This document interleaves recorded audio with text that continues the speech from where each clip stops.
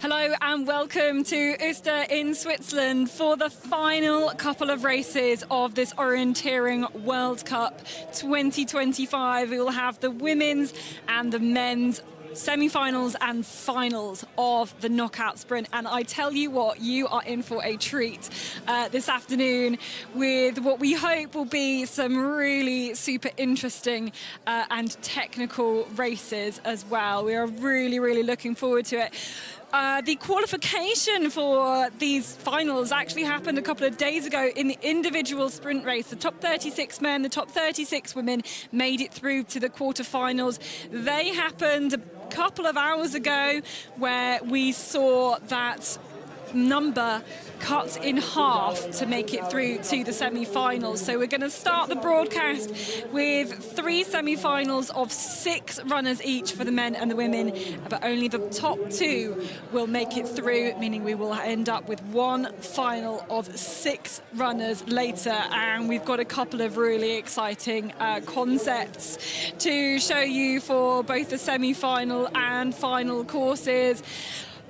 Great crowds here today, and we're in actually the same arena as we have been for the last couple of days. So the organisers, the course setters, the course planners have been quite creative in terms of what they've done, because obviously the runners have basically been around here for 2 days already.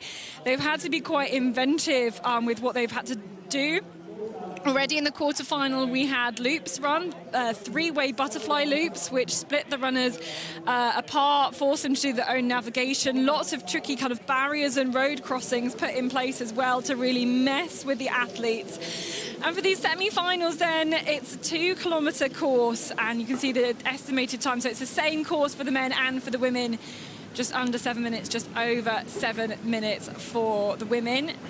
And this is going to bring in one of the aspects that we can do for the knockouts, which is a runner's choice. All will become clear as we see the map, but they can kind of choose their own controls to go to. So have this lovely aerial shot, and now we can show you how the map looks like then for these semi-finals. Jonas, do you want to talk us through it? You said it. They have been creative, and I think that's kind of a weak word for what they're going to say. So I'm talking a bit more about the splitting method than the course itself, because it's a difficult one. So you have, when they choose it, they have 6 controls on the map. In reality, they have 2 loops to do. What you see here from 2 to 4, on the map they choose, this is control 3 to 6. So they start with the second part of the runner's choice, and then the second loop, they do the first part. So they don't really do the controls in that order, they choose it before.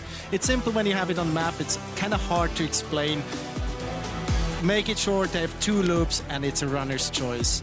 Yes, they have runner's choice, as you said, 2 sections. On the map that they choose from, it's all kind of mushed together, basically. And it's quite an interesting one. We have many route choices. Also, the different options in the runner's choice, they're a bit different when it comes to distance as well.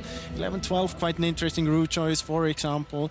Then we go into a building here. We'll enter that later again, and then to the last control and the finish. It will all be clear. We get the first heat now, and then well, we can go through the course again and explain it. Of these 3 options, we can already mention here, it's the, they didn't use the same colors, so I have to come back on that. Which one is the shortest? But this is one of the interesting legs, and often there is a route choice towards the end of a course of the knockout, and it's the same here again, and there's different options here to choose between. The different options, sometimes they're very close when it comes to distance. In a few cases, the shortest option is not seen as the quickest one by the course planners, because you have to go and run quite many curves. You have to slow down and speed up again. Here we have the red option, a little bit longer than the purple one. There are also 2 different options on the purple one. You could then go over to the red option on the second part of it. You have this blue option as well, but this one is a little bit longer. Yeah, so the purple one seen as the best one here. Yeah. Okay. So we'll be watching out because they will be anticipating a route choice near the end. So this is how the semi-finals line up. A reminder, just the top 2 to go through, and already, I mean, the heats are so packed with talent, especially that first one when we have Hanna Lundberg and Pia Young-Vik, both of those on the podium in the European Sprint Champs just a few weeks ago. It's going to be super interesting, and it's been a long time in the World Cup and World Champs, European Champs, that we've had a semi-final like this with this kind of runner's choice. So it's really hard to know who it's going to suit. Yeah, and it's an interesting thing because, well, many of the correspondents in the past, they had the argument that it works without forkings. But now when the runners start to expect it not to be forked, it's kind of, we have seen many competitions where they're just following each other's, and we are gonna mess this up today. They already had the butterfly in the quarterfinals. Now it's a runner's choice again. They can look at the map here. You can see it A, B, and C. I can tell you that A is the longest one, B is the shortest one, and C is quite okay as well. But if you take A, it's the easiest to execute. It's about 30 meters longer, it's about 10% longer than the others. So Pia Young-Vik picks the A one, and we're going to see them through here as we find out which one they all get. So Sunesson with the shortest one. Pia Young-Vik, yes, we saw her choose A. So they get, as you saw there, that's how many seconds you get. See on the left-hand side of your screen the different choices there. And some people are kind of looking for the shortest. Some people are maybe looking for the easiest to execute as well, right? Yeah, it's very interesting. I mean, you can have different tactics when you see it. It's hard to see which one is the shortest because you have 6 controls on the map. But you can have a kind of feeling which one you think personally is easiest to execute. There's not much time to choose. But you can see almost no one chose the C one. So we've already introduced Alva Sonesson, a European finalist. Inka Nurminen is the European sprint bronze medalist. Maja Sienoja ran last leg in for Finnish sprint relay team in these European champs. Hanna Lundberg is the European sprint silver medalist, 4th in the individual sprint of these World Cup finals. Pia Young-Vik is the European sprint champion, 2nd place, a silver medal in the knockout as well. Grace Molloy, world 6th place in the sprints. And I mean, who do you see as favourites in this one?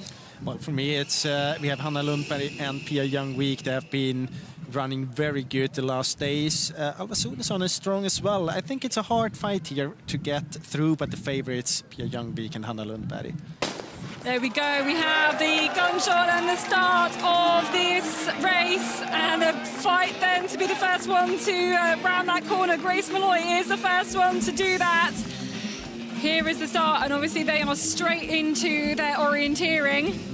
And we've seen there are many controls on the semi-final. It's kind of messy in the beginning. It's a good thing to be in top in the beginning, because then you can take your own decisions, and you can do your own race. So I think it's a good position, the one that Grace Molloy has here. Oh, she's played that tactically as Grace. Stepped back and then seen where the others are going. Different route choice by Alva Sonesson. And of course they know that this bit isn't forked because it's not part of their route choice, not part of the runner's choice that they chose previously. They have all of the runners. Wasn't there anyone backing out another direction? I think we have 5 runners, right? Can't really see it on the GPS. So Grace Molloy trying to get ahead of Hanna Lundberg here and push the pace here. Then we've got Pia Young-Vik. Then we've got Inka Nurminen in the Finnish runner on the left-hand side of your screen in 4th place currently. Then Maja Sienoja.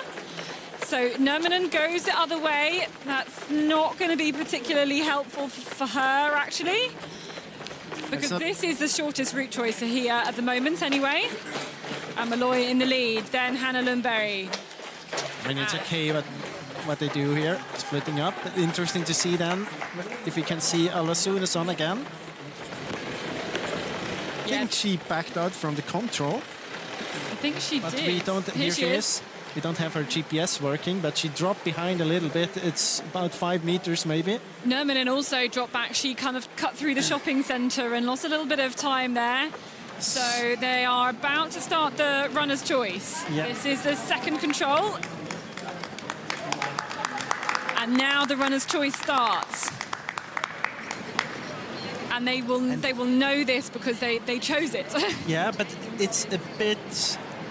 I mean, they chose it, but it's the second part of their choice. So maybe they don't recognize it in a second. It's kind of confusing. And now we have controls. I mean, they don't need to have the same controls. They're splitting up a lot here. They have to. We've seen that many. I think it's mostly A and B. We couldn't see the choice for Hanna Lundberg. It was a bit late, but the others all had A or B. And she seems to have the same as Grace Molloy, so also A. Of course, they've still got the other part of their runner's choice to come. And we know that B actually is a little bit shorter when it comes to distance. We have to wait out until after the second loop, because, as I said, we have to put it together, of course. But the ones having B, Alva Sunesson and Maja Sianoja. Yeah, and we saw both of them. Well, Maja Sianoja just take a few steps in the wrong directions occasionally at parts here. Now they're going to go around this barrier section. They've got to go left, then right, then left again on this small section. But actually, it's not going to slow them down too much here. So on their way through to the sixth control now. And then the second part of the runner's choice coming up next. Whereas again, we saw most had B or A. Because if you have A, you only have one control in this runner's choice section. If you have the others, you have two controls. So following Hanna Lundberg, then Grace Molloy, then Pia Young-Vik.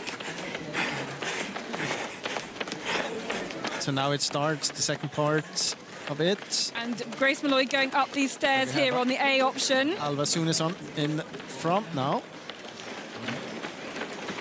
Yeah, everything changing again here. So they'll get to the next, not this control, the next control for everybody, and then we'll get a real sense of the actual order here. Reminder, only 2 to go through to the final. Grace Molloy is still there in about third place at the moment. So Hanna Lundberg, Pia Young-Vik and Grace Molloy all together here. Alva Sunesson looks like she's got to go to an extra control before she gets that one. And these three are away and clear then. 2 to go through of the 3. Here they are, the Swede, the Brit and the Norwegian. Pia Young-Vik, remember, the silver medalist in the knockout. And the others a whole 10 seconds back then. Although I got a sense that they weren't executing their forkings quite as well as the others. They were a bit distracted by the other runners, but now it's between the 3 of them. You can see that seems that Grace Molloy and Hanna Lundberg, they really try to be in front now. Yeah, so they're on the way to cross back over the road again, come back towards this arena complex. It's great to see how much we can follow them here. There's out-of-bounds sections they've got to navigate as well. Still about 2 minutes left of the course. And after this one, only 3 more controls to go. You can see exactly there, Hanna Lundberg and Grace Molloy, a little bit of a gap to Pia Young-Vik, but not by much. They continue forwards. That's a good choice at the moment for these 3. All going the same way. And the other runners, there's nothing they can do, I think, to get back to these 3. 10 seconds and you have 3 runners. If there only would be 1 or 2, that would be one thing. But now we have 3 top runners in front. And then 10 seconds is a huge gap in the running time of about 7 minutes. So Grace Molloy hits the front, goes around Hanna Lundberg, and this grass is a bit slippery still, so they've got 3 more controls to go. There's actually quite a big gap, a few meters. So be careful, there's a chance now. Pia Young-Vik going the other way, that's going to be interesting. So this, actually, Pia Young-Vik, that's the one they expected to be the quickest, but here's very slippery. It's basically a marsh there, and it's so tricky. There's 2 more controls to go. Pia Young-Vik really fighting there. It's so hard to stay upright. It's basically a marsh in this section, and Maja Sianoja is there too. It's not over yet for these 3 runners because Pia Young-Vik is on the heels of Grace Molloy here. It's not over at all. They've got to go inside to 1 more control. And there's the control. They can go left or right here as well. All of them go left, out the door, and then one last control to go. That was very good. Very, very good here for Pia Young-Vik, and now they all need to sprint hard for the line. They're going to come into the arena only 2 places, and I think it's the Brit who's going to miss out here. Hannah Lundberg is clear in the lead. Then we have Pia Young-Vik, and then Grace Malloy just missing out there. Fighting hard, but the agility of the Norwegian on those last sections was very, very strong, and therefore Hannah Lundberg of Sweden and Pia Young-Vik from Norway go through. Yeah, well executed by Lundberg and Pia Young-Vik. Also Grace Malloy actually did a good job there. What we can notice now, it's quite messy in the middle when they are on the runner's choice. It's also for the runners, it's not easy to know like they're standing within the group, are they a little bit behind. Suddenly we saw Alva Sunesson ahead of the others, but actually, I mean, when they came to the common control, she was 10 seconds behind. So it's very, very hard to know until you have the common control again, also for the runners. And when you're running around there as well, these buildings are all quite small and they all look the same. So it is quite difficult to execute if you're not ahead of your orienteering. And of course, you want to have the speed high because you know everyone's going to pick up a high speed there because you're racing on those different routes. But safely through for Hannah Lundberg and Pia Young-Vik. No problems there at all. So very quickly we'll move on to our second of the 3 semi-finals. First of all, let's have a look at the routes here. I don't know whether we'll be able to see Sonesson. I think the GPS device wasn't working. She backed out from Control 1. Quite sure that she went to the north there all the way around. Was about 3, 4, 5 meters behind the last runner of the group. You can see they're different. It's hard to read anything out of the GPS, but if you remember back, we could see that Sunesson, this part was a bit ahead. We could see her in this picture again, but then she had to go down to that control by the tree. That's where she dropped behind those 10 seconds again. And then in the very end, the fight between the 3, Pia Young-Vik's device stopped there. She was definitely at control 11. It's a tough one, and then in the very end it's kind of similar as yesterday. It's narrow, many turns, it's hard to get into a good position once you're behind, so it's good to attack already to the 12th control. Of course they don't know that it's very slippery. Yeah, it was quite amazing that Pia Young-Vik managed to pass there. And also at that place, I thought she would be attacking at control 14 to the finish. She managed that curve very well out of the building at control 13. Yeah, and the call setters have kind of told us how narrow it is at the end and how much of an advantage you have if you're already there at in the lead, and how difficult, even more difficult than usual it is to overtake. Anyway, confirmation there of the 2 that make it through. In the end, a 16-second gap back to 4th. For Alva Sonesson. Grace Malloy just missing out on that final. And the great thing about knockout sprinting is the next semi-final will be run completely differently. I'm sure they'll choose a different routes. We'll see attacks happen in different places. So they are about to make their choice for the second semi-final. This is Anna Isabel Toledo, who had a cracking quarter-final. She took a different route to everybody else at the end and really overtook there. It was very good. One thing we could see now in the first semi-final is that the runner's choice, actually, I mean, B is shorter, but it didn't really matter in the first one. Let's see if we can read anything out the second one. So over the shoulder of Victoria Heistad-Bjornstad, top 10 in the individual sprint for her, and looked very, very impressive in the knockout quarterfinals as well. Cécile Calandry is a European champion in this discipline from France. You can also see different tactics. Okay. Victoria Heistad-Bjornstad really tried to move with the finger and get a feeling of what's short. Cécile Calandry kind of made it in her head only. So Van Lahaye with C, Cécile Calandry with A. Victoria Heistad-Bjornstad also picked up A. Anna Toledo also with A. Mel Beauvais with C, and Teresa Orturier is the one we haven't seen. She won her quarterfinal, looked very impressive, the Czech athlete. She also has A. So 4 on A and 2 on C. No one on B. For Norway. It's different. We have no one on C in the first heat. But really, the idea is to split the runners up rather than to make this choice very decisive. So let's introduce the runners. As I said, Cécile Calandry, the European champion for Spain. Ana Isabel Toledo managing to be more consistently in these top ranks here for Spain. Ven Lahayu, 9th place in the individual. A little bit nervous. Mel Beauvais as well from France was the top Frenchwoman in the individual sprint. Had a great year both at the Europeans and at this World Cup Finals as well. And a reminder, 2 places only up for grabs here. Actually, in this, in a start like this, the 6th position here, quite a good one because you have the inside and the turn. Then these are Roturier. See how they push from the outside to the inside. But Grace Malloy had that position in semi-final 1, managed to get to the front, not so for Roturier.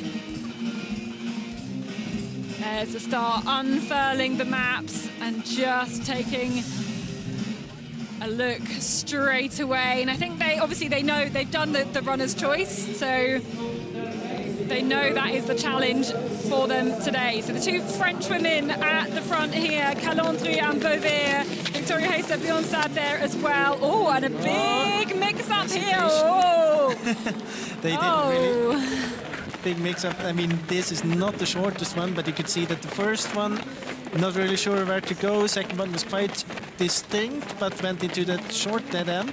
So Calandry hesitated, looked around. So Roturier and Hayu, have they gone back into this group then? Not Hayu. Hayu's gone a different way, I think, unless we can zoom back and see that she's in. Yeah, she is in the group. There we go. We've got her in the picture now.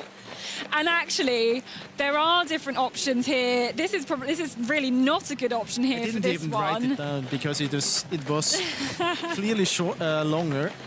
But actually, it doesn't matter if the runners really don't want to go a different way here, do they? I mean, it's great to have this kind of route choice, but it's too near the course for anybody to want to go a different way. It's too near the start.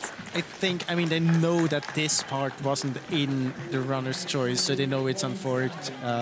Even though they tried to mix it up a little bit by splitting the runner's choice in 2 bits and spread it out over two loops, you can still see that it wasn't from the arena, out from the arena where the runner's choice was. So Victoria Hestad-Bjornstad from Norway in the lead with the 2 French athletes, Ven Lahayu off the back. You can also see that Ven Lahayu really tries to have control from behind. In my opinion, the gap is a little bit big. It's okay to be a little bit behind and try to have an overview, but don't let the gap open. So this is the start of the first part of runner's choice that they have, from controls 2 to 4.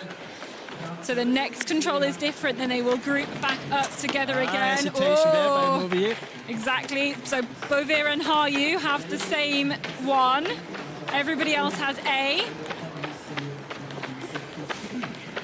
We have Victoria Hestad-Bjornstad in front again. Teresa Roturier on the right in 3rd position. Control here. There we have Cécile Calandry now in top of the group. Yeah, this is the 5th control here. And I mean, you can see how kind of confusing it is for us with runners that are added to the group from the left to right. And imagine now that you're one of the runners, you think you're maybe in the lead as Ven Lahayu and Victoria Hestad-Bjornstad, but then runners come from left and right. Gives you that feeling that you don't really have control. You don't know if the other options are quicker or not, shorter or not. So that's not a very convenient situation to be in. And Mel Beauvais now about 10 meters behind. Yeah, and it also, you know, you still got that second part of the runner's choice. They could be, you know, slightly uneven in the first part, and then it evens itself back out again. But it's all really about the execution, and we saw Mel Beauvais struggle with the execution there, and that's she's the problem. still in the group, but you could see that up to the second place, it's already 5-6 seconds. So it starts to be a gap, and it's difficult to come back again. So following Ven Lahayu on the C option, and in fact Mel Beauvais was not there, you know, suggests that she's also having some problems around here. Choosing to go around the barriers at this point. Ven Lahayu. This is her second control on the forking. On the runner's choice, she will meet back up together with the others at the next control. But will she be behind? She's taken the C option. Let's see, there we go, Calandry looking very good. It's a group of 3. Now you can see that Beauvais a bit closer again. But it is 5 seconds. It's 2 seconds up to Victoria Hester Bjørnstad to the second position. But Beauvais should not have come from that direction. If she had C, she should have been on the same route as Ven Lahayu. Let's see, maybe there was a mistake in the graphics as well. We don't know that. Yeah, there could be that. Because it would be really strange if she just followed. But you can see that Cécile Calandry, she's basically in the lead during her race here. That looks very, very good for her. Yeah, she's on her way back to cross the road and come towards the arena. Finished in this section of small buildings, more in the centre of town. You can see now there's a gap between Calandry and Victoria Hester Bjørnstad. So Ven Lahayu's dropped behind, I think, here. Let's see as they approach the next control. Cécile Calandry, the European knockout champion, in a commanding lead at the moment. Then we've got Victoria Hester Bjørnstad, then Mel Beauvais, and Thérèse Oratorier still in there as well. They've gone a different way. Yeah, you could continue. That would have been the quicker one. But it doesn't matter. They've all gone the same way at the moment, and there's 4 of them here. So and now you can see that Thérèse Oratorier tries to close the gap. Small, almost a mistake by Victoria Hester Bjørnstad. They're still very close to get another spoon. No, they're not splitting up. Oh, she should have continued once she had been running so far. Now she can go in here. That's a good choice, or that's a possible choice, at least. And not an intense turn as the others have. Now, can they stay upright that here? Puts her into the lead. That was a good choice. You could see that she wasn't 100% prepared for being in the lead. No, very important to be in a good position here. We know that from the first semi-final. Okay, so 2 more controls to go. They've got to go into the building, and we'll see whether anyone is able to overtake here, because it's Calandry and Oratorier. And Calandry, you can just feel pressing into that back there. Lots of people cheering inside here. Those are the controls. Got to the right here as well. Yeah. Good. So different routes here. Who will come out in the lead? It is Oratorier and it is Calandry, and they are a couple of metres clear, but Hester Bjørnstad is pushing here, the Norwegian, okay, into the finish, and it is only the top 2 to go through. Thérèse Oratorier with a great route choice near the end in the maze is going to take the win ahead of Cécile Calandry. Victoria Hester Bjørnstad just out of it. So too Mel Beauvais. A pretty close race. Exciting. Very good. Smart move by Thérèse Oratorier at control 12. You can see how these micro route choices really matter. I mean, in a sprint race, in an individual sprint race, well, that's 1 second. It doesn't really matter too much, but in a race like this where positioning is so important, that can really make a difference between getting to the final or being kicked out, knocked out in the semi-final here. Yeah, smart choice there, and I think that's going to make it Thérèse Oratorier's best result of the year. Doesn't matter where she comes in the final; she's already in the top 6 results. This was them coming around the corner, the last control. It's also, you can see the different hands there holding their SI units on as well as they come round the corner. All of them just trying to maybe sneak a little look backwards to see if they were in any danger there. But Czechia and France through, so the European knockout champion safely through. Yes, celebrations for Roturier. So a reminder of the GPS tracking, and of course, second semi-final, completely different routes. Different route. That was the route that Alva Sunesson was executing in the first group. That was a little bit slower. You can also see that Roturier not on top here. I think it's hard. Yeah, exactly. It was not the right map. There. It's so hard to read anything out of this middle section. The important thing is that they're splitting up different options. Hard to get an overview, and then in the very end, all together here. And this was the decisive moment to control 12, where Theresa Roturier went the other way. It's interesting, at 13 you can see you can go different options. You can go to the north or to the south. The problem if you go to the north is that you have a very intense turn, and it's you slow down to 0 and you have to win speed again. If you go the other options, you take a little bit of speed with you, and it's easier to maintain a position then.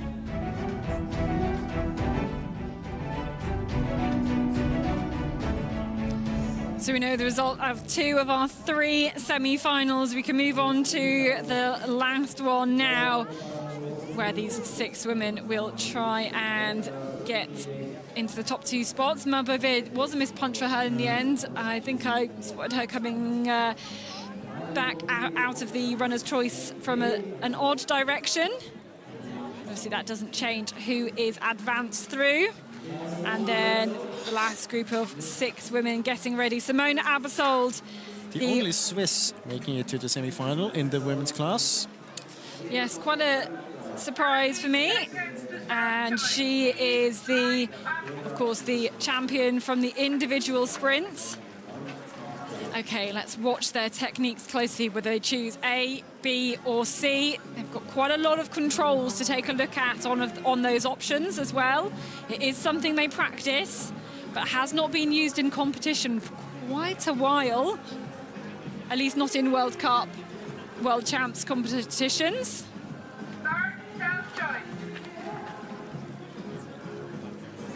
Now you can see a little bit how they handle it. You can see how she's trying to, she's kind of, it's like in skiing when they mark the turns with their hand. Helps you a little bit to get a feeling of how many curves and of course a bit of the distance you can do it. They've totally different approach. Yeah, Ida Happala not using her hands at all. Let's see if we can figure out who's taken what. Okay, they take their map, get ready to go to the start line. So Aebersold takes A. It's the one, again, that the course planners say it's easiest to execute. B is the shortest one. Ida Happala and Hanna Hilo, both the Finns taking that one. Nick has A, I've seen that. And Yves van Dongen has B, the Dutch world medalist. So just A and B chosen here. Wilma van Krusenferne is a 6th place from the individual sprint a couple of days ago. Alexandra Hornick, 10th place in that competition, does have a world sprint 4th to her name. Ida Happala, the first of 2 Finns to make it into this final. Simona Aebersold, world and European knockout bronze medalist. She's never won a knockout sprint at this level before. Maybe today is her day, and an outsider to make it in, a young athlete in the likes of Hanna Hilo and Yves van Dongen, the Dutch athlete, world medalist from the Danish World Championships back in 2022. And the tension just rises in the arena here as we prepare to get this 3rd semi-final underway. Top 2 to go through. My expectation for this heat is that we're going to see Simona Aebersold running the top, trying to control the situation. I would say Yves van Dongen is going to be a little bit behind, maybe position 2 or 3. That's historically the way she's approaching those semi-finals, and I would say something quite similar for Wilma van Krusenferne. Yeah, and Wilma van Krusenferne has actually just tried to stay out of the chaos, I think, of that turn. She just took a little bit step back and Ida Haapala. Split up. You can see Haapala, all of them following into almost into the dead end.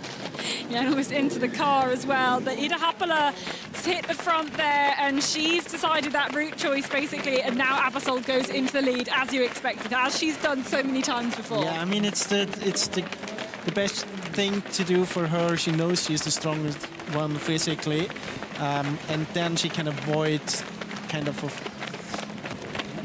the nervous situations that will occur in a runner's choice situation. They know there are many controls because they've chosen it. They've chosen the map. Yeah, and she is so familiar being at the front. There's also something about that familiarity, like feeling comfortable, feeling confident here, and she wants to make sure that she runs the legs off the others before they get to the crunch time. And to lose a few people off the back, you can see Alexandra Hornick and Hannah Hilo off the back there at the moment. As you mentioned, Eve van Dongen in third place at the moment in the orange strip, exactly where we'd expect her to be. Yeah, and it's the right position for her to be in. She knows that she's strong in the very end of the course. No one expects her to go up there and do the job in the beginning. It worked out well for her, these tactics here. And she just wanted to overtake Ida Haapala there. It's just very important for her that there's no gap opening between position 2 and her. So we've got fairly equal A's and B's. Eve van Dongen has B alongside Ida Haapala and Hannah Hilo. It's interesting, we've never had a heat so far where we had all 3 options in one heat. Splitting up here. Yeah, that's exactly what we would expect to see. Oh, Simona Abersold stepping up onto the bench as she rounds the corner there. All of them clear in this point, and only the A or B options. And now coming back together again, still Abersold in the lead. You can see her refolding her map, taking a lot of looks at the map here. High map contact, punching the 5th control. In fact, she had a map flip at that point. And it's a good situation for Eve van Dongen, as long as she can see Simona Abersold, because we know that she has a slightly shorter option, the B1. So might give her the chance to close that gap that we see right now towards the common control then again. So they have the 2 maps side by side. You could see Abersold refolding her map to get on the side of part 2. And after the next control, the second part of the runner's choice is going to begin. Abersold looking very fast as usual. She's on the A option. The gap now starts to be quite big. The others have to be on a different route, right? Well, they should all punch that control. Right. Where are they? So that is... Eve van Dongen. So these are the group on the A. Yeah. And so Abersold, von Krusenfuerner. Hannah Hilo. That's Hannah Hilo. So it was Ida Haapala. Yeah. And Alexandra Hornick, Hannah Hilo, and Eve van Dongen on the B option. So suddenly they find themselves alone, and here comes Abersold, but those on the B option still have another control to go. And it just shows you, I think, you know, how good you've got to be at changing direction. So the runner's choice ends here. Yeah. So we have Abersold in the clear lead, and Wilma von Krusenfuerner. Looks very good for those 2. Will be hard for the others to get in contact again. Yeah, because they've got to punch this control on the right and then come through to this one. Here comes Hannah Hilo. Where's Ida Haapala? Here she is. I think they did a bad route from in the beginning of after the map flip, because they lost contact there suddenly. Oh, maybe they avoided the zigzag barriers and they went through the different way. Here's Eve van Dongen. Oh, and she's a long way back here. Yeah, but now she knows about that she's behind. She has no chance to get back again. No, Eve van Dongen out of it, I'm afraid, here. We can follow the leader, Simona Abersold. And now it's a bit of pity for her that it's such a nervous race, because otherwise she could start to slow down a bit, try to save a bit of energy. Yes, we'll see. I'm not sure if she's 100% sure to be in the lead. Yeah, we'll see from this shot where the others are, how much of a gap she's managed to pick up here. It should be enough, whatever she does, for getting through. Cruz and Quena in second. I think it's the two of them making it to the final then. Yeah, there's Alexandra Hornick from Poland. All going the same way here, and they've really spread them out. This is what happens if you're in a Simona Aebersold heat. I mean, you should kind of expect this, that she's going to go to the front. But it's exactly the right thing to do for her, because she doesn't want to end up in a situation where she can be knocked out in a sprint finish. For example, it's very slippery there at the, second to last control, third to last control. So you don't want to risk to fall and be overtaken by the others. So this is her route through to this last control. Come on. Oh, I don't think that's necessary. You're okay. Yeah, you can do that if your name is Simona Aebersold. And you're just trying not to fall over as well, but she's clear enough as Hornet goes the other way, trying to do something different to get into the lead. But it is Simona Aebersold and Vilma von Krusenquerner who have a gap here. She's got to find the right section, the right door to go inside, and then just 2 controls to go. Big cheers from the Swiss crowd as they see the home favourite in the lead at this point. Lots of different sections for the crowd to watch. There's Hornet going in the other direction. Where's Vilma von Krusenquerner? She should be next. There she is, just coming around the corner now. So it's going to be a clear win here. She can jog up the finish line. She has absolutely done her job. Simona Aebersold making it through to the final.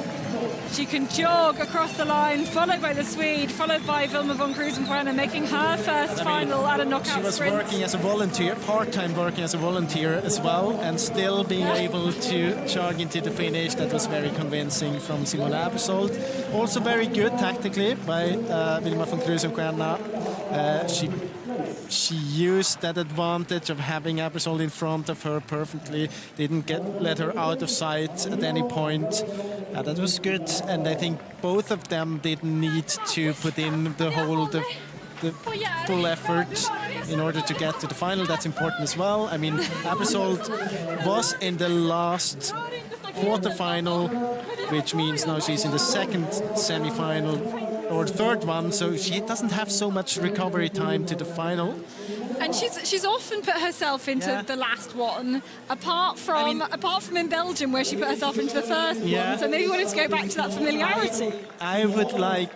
Sometimes I think it would be better for her to take the first one, because then you get more break. On the other hand, if you end up in a heat like this and you know that you don't have to run full speed from half the course, it can almost be better to be in this one because you need less energy, and then the recovery might not be that important towards the final.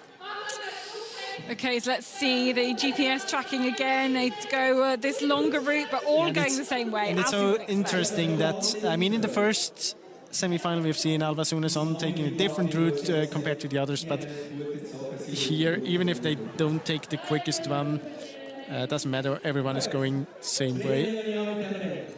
Here I think actually that Yves van Dongen, she might have exited from on the map change towards control 6 to the southwest and lost a lot of time there. I'm not 100% sure, it's hard to see on the GPS here.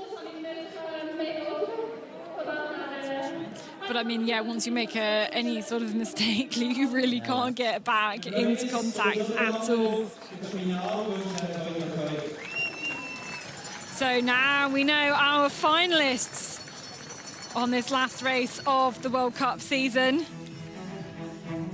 3 high-intensity races where that runner's choice forced everyone to do their own orienteering, make their own route choices, to push hard throughout the whole course pretty much as well. Very different to how we've seen knockouts go in the last couple of years. So the organisers here really wanting to mix things up. And the smile on Simona Aebersold's face when she could look up to the screen and see it was only her and Vilma von Krusenquerner to go through. They were the only ones on the run-in at that point. Easy does it, and they're actually just discussing her knocking over the fence there as well. Ida Hapola in the end missed punching there, and the two of them 10 seconds clear of Alexandra Hornick, Simone Abersold and Vilma von Krusenfreiner making it through. And that makes the final. Hanna Lundberg, Pia Youngvik, Theresa Roturier, Cécile Gallandry, Simona Abersold and Vilma von Krusenfreiner. Very exciting. So the women will kind of cool down, warm back up again, maybe, you know, take some fluids, take some small amount of food on board as well, because it's not long until their final. But we will switch our focus then to the men's competition. Qualification, just to remind you, happened in Friday's individual sprint race. The top 36 making it through to the quarterfinals. That means 6 quarterfinals of 6 runners. The top 3 making it through to these semi-finals. And I mean, we didn't really lose any big names in either the men's or the women's, particularly from the qualification. Okay, maybe Erik Langedal, Breivik, Ralph Street not making it through. And just we have a confirmation of the women's from that point. But we do have a couple of the men knocked out in the quarterfinals. In the likes of, I thought you were ready with that information, Jonas. August Mulane, actually I wrote it down, Rohala. but it's hard to find it. Here I have it. Mulane and Actually, Rohala those are the down. 2 names I wrote down. Yeah. Which you told me to write before the race as well. No, what I wanted to say about the men's semi-final and finals is that now we're really going into the fight for the overall World Cup. I mean, we don't have that fight in the women's class because we have Simona Abersold already won it 2 days ago, but here we have really a fight between Kasper Fosse, Max Peter Weimer, Thomas Krift and Martin Rekborn. Well, if there could be someone else in the fight as well, but it's most likely the 4 of them. And it's going to be interesting because all 4 made it to the semi-final. And here we have, that's another story, the very, very last international race of kind of the knockout legend, specialist, whatever you want to call him. Yeah, he Matthias won Kyburz. the knockout world title in Denmark. He's got 2 European titles. That's 2021, He won all the 2022. championships he was running in. Yeah, he has, and other World Cup titles as well. Let's look how Matthias Kyburz makes his choice there between A, B and C, looking very intensely. And sometimes you kind of make your choice and then have some time to think about how you're going to execute it, trying to commit it to memory. Which one will he choose? He's chosen C. Matthias Kyburz choosing C. You can see it there, the distances of the 3 options. C is, well, it's 6 meters longer than B, so it's rather similar to B or C. A is a little bit longer, but a bit harder to execute. So Martin Rekborn with B, Jakob Glonek the same. Mathieu Perrin, Benjamin Way both have A. And I'm not sure what Thomas Hakeler gets, but Thomas Hakeler, he was 4th place in the individual and he looked so good. I mean, he had a win of like 10-15 seconds in the quarterfinal. Kyburz, as we mentioned, silver medalist from 2 days ago in his last ever World Cup race. Jakob Glonek's really broken through in the last couple of years as a sprinter. Representing Sweden. And Sweden, this is the world sprint champion, made the European knockout finals as well.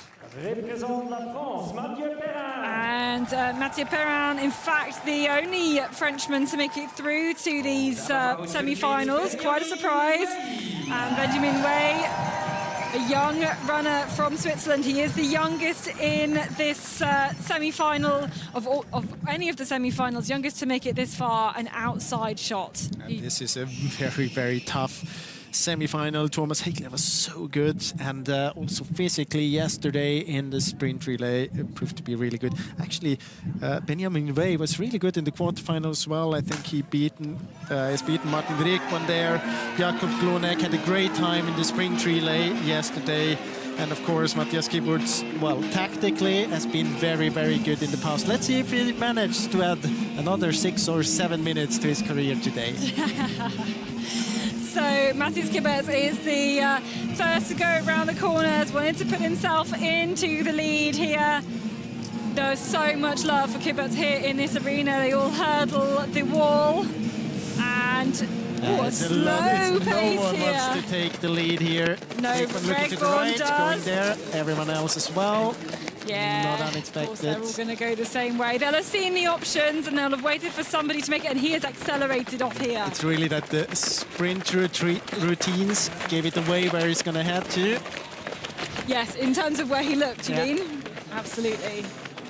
I think you can always tell, you know, someone has made their decision when they look in that direction. And the speed, I was going to say the speed has risen, but it's still not.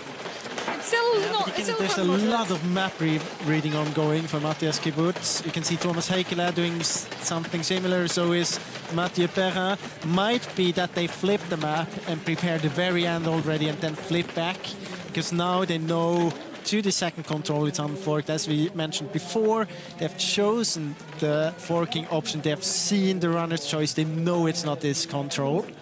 So you can do that, but it's a kind of a risk, because you have to find your way back to the map reading.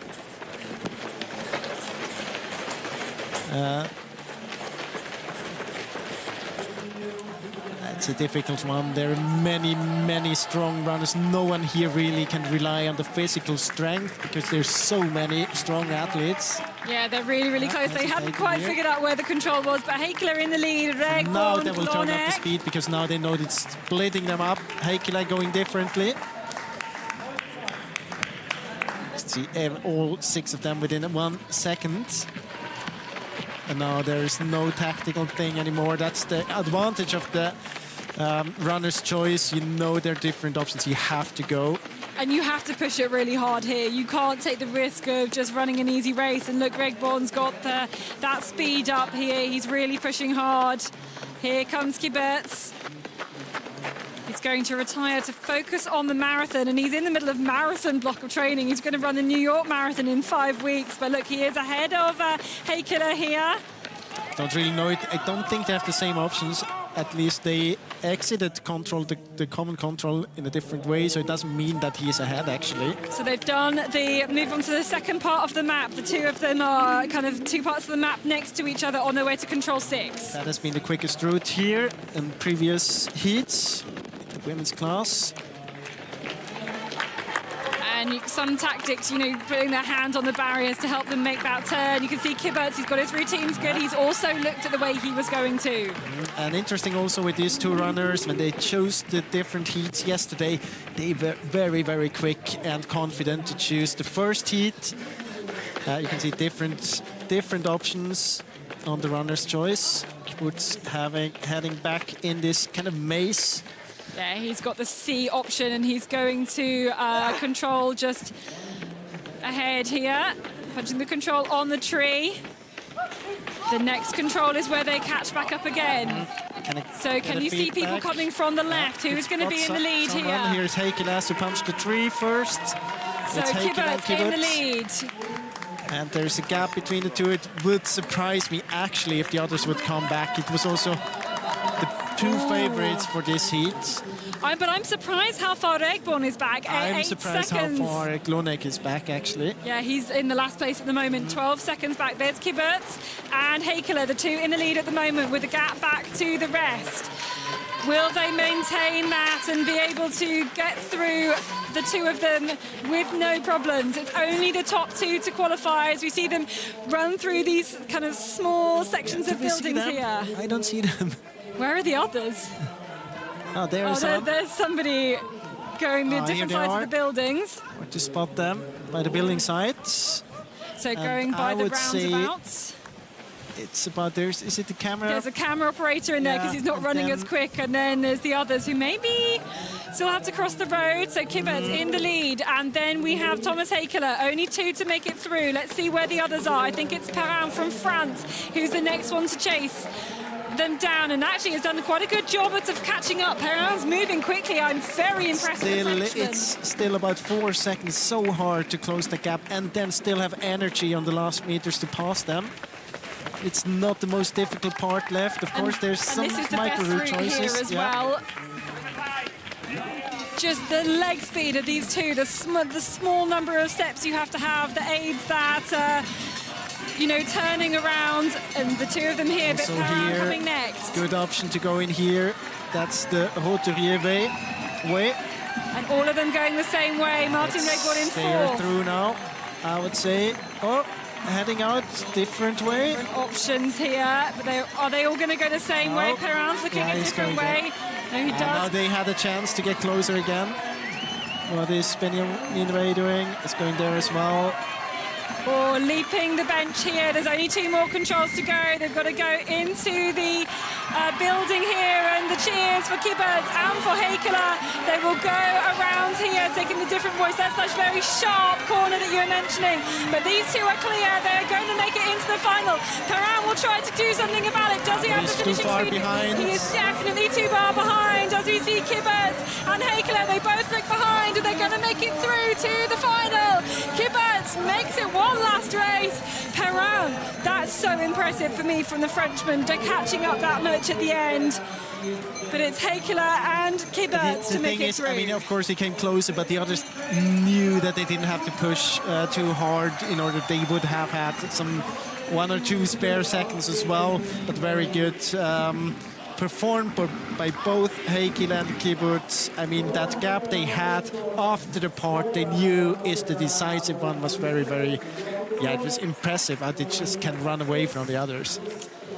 Well, it was the 2 favourites making it through there and making all that difference, I think, on just looking at their execution as well.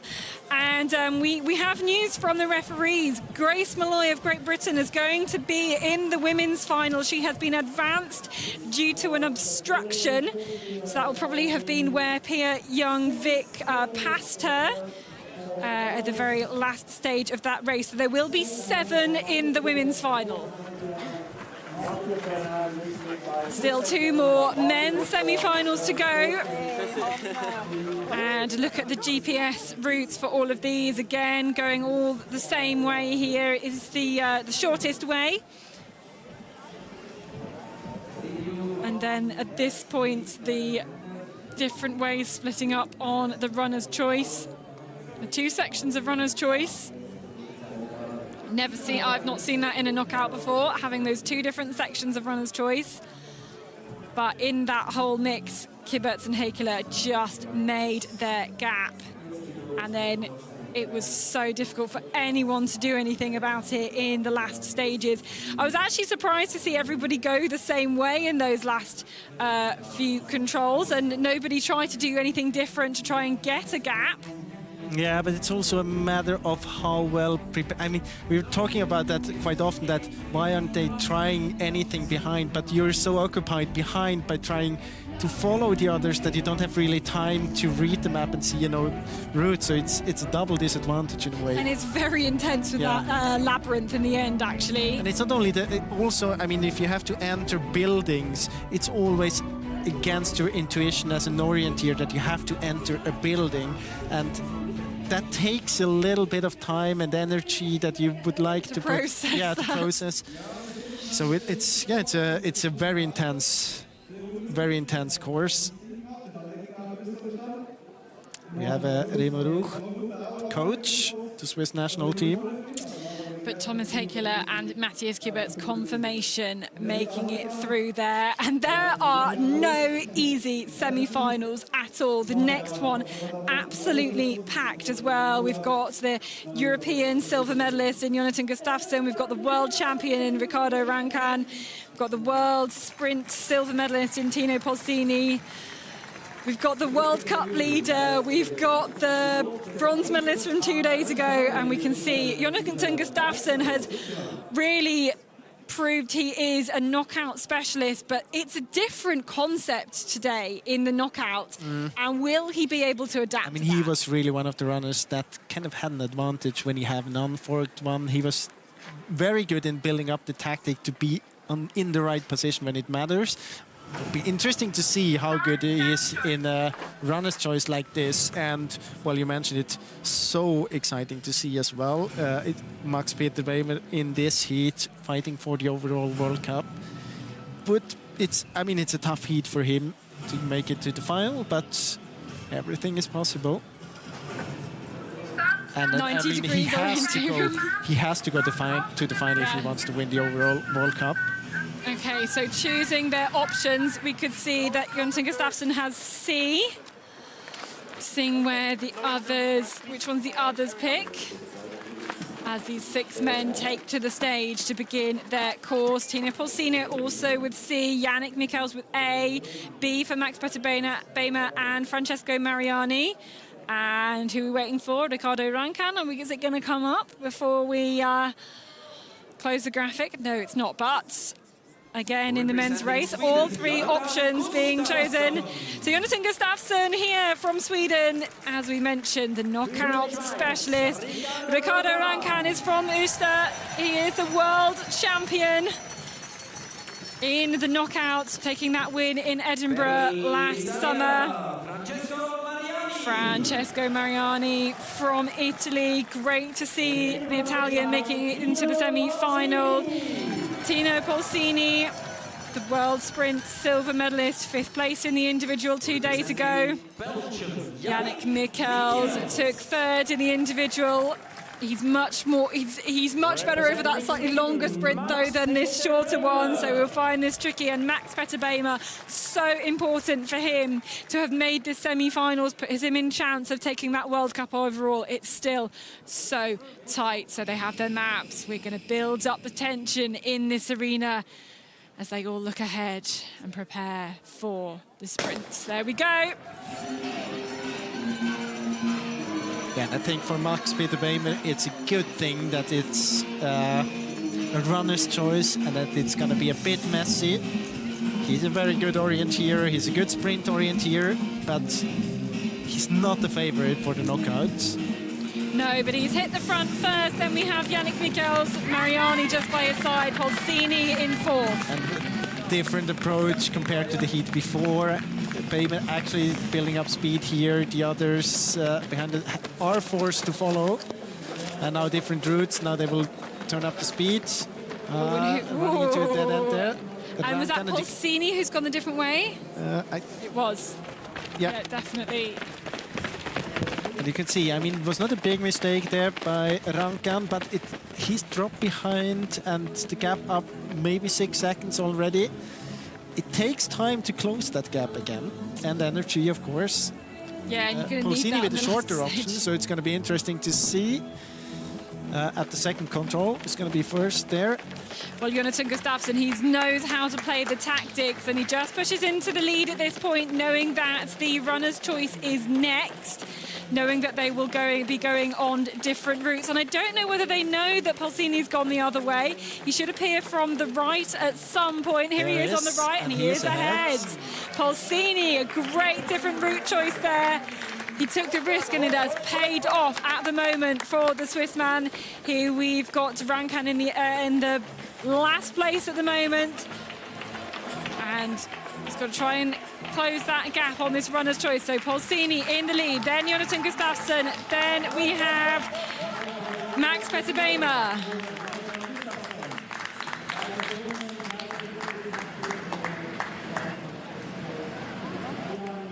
And this is where we've really seen them step up. Let's see if everyone can execute this really well. They are slightly different distances, but it's the execution that is very, very important. There you can see Michels already getting his control, no problems whatsoever.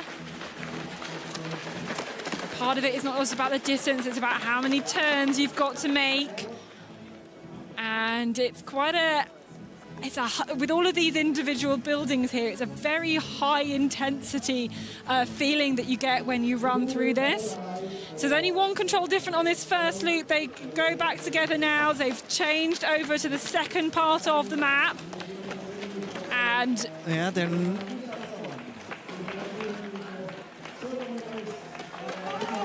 running up to this small taped area here. This is the shortest option. Still Polsini in the lead. Then we have Jonathan Gustafsson from Sweden. And this is Yannick Michels. But it doesn't matter at this point whatsoever. It's all, oh, Polsini's down. He is down. It all matters about what the order is at either the 8th or 9th control when they finish the runner's choice and they group back up again. So adrenaline will be pumping through the veins of Tina Polsini after that fall. It's got to just move on and focus on the orienteering. And it's so hard to do when you have all these distractions, you have all these other runners around you.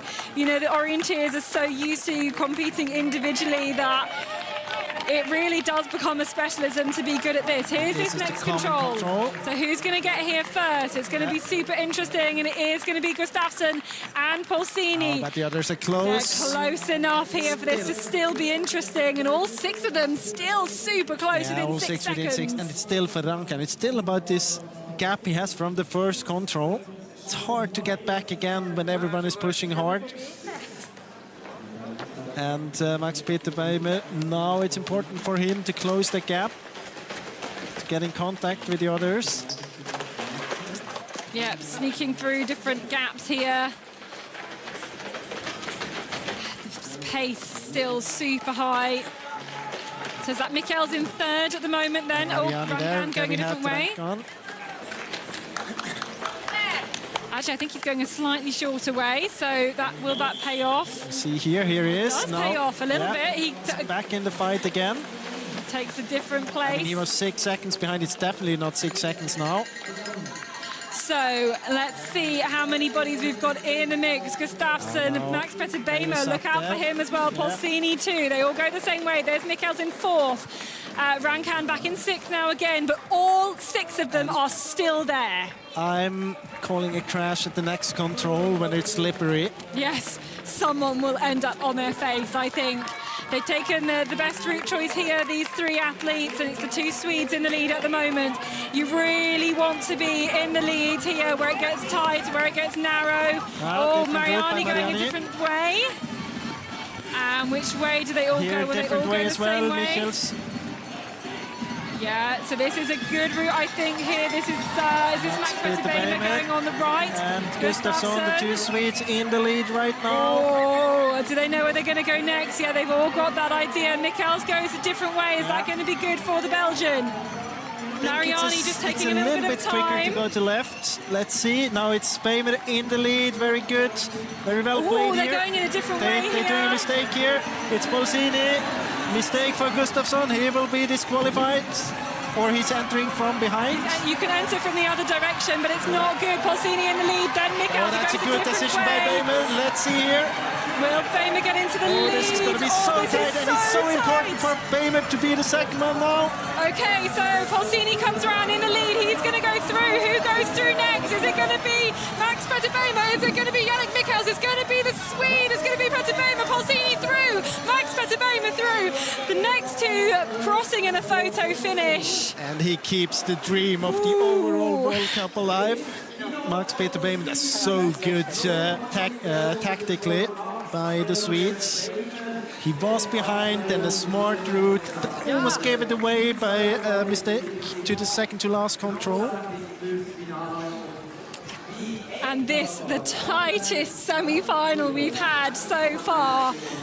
All 6 of them in it until a few controls from the end, and that's also one of the few where we've seen them taking different routes on those last few controls.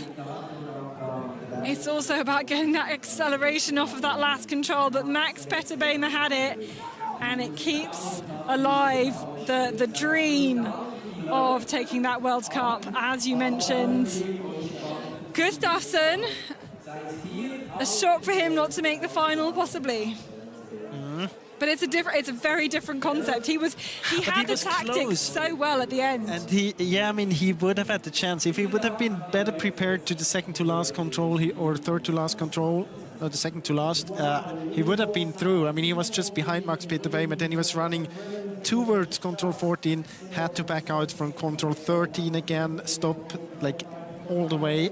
But a good decision here to the second control by Tino Polsini. Put him in a good position from the very end. I mean, from the very beginning, we saw how in Ricardo Rankan's example, how important it is to be in a okay or good position already at the start. Because if you're 6 seconds behind, it takes you a long time to get up there again, and you need kind of small mistakes from the others, as they did out from 10 to 11 when they didn't have the best possible route choice.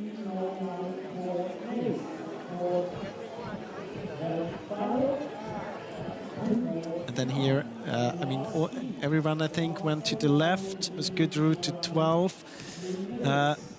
Then most of them went out to the left as well, but then you can see that Gustafsson is approaching the control. Well, you can't see it here.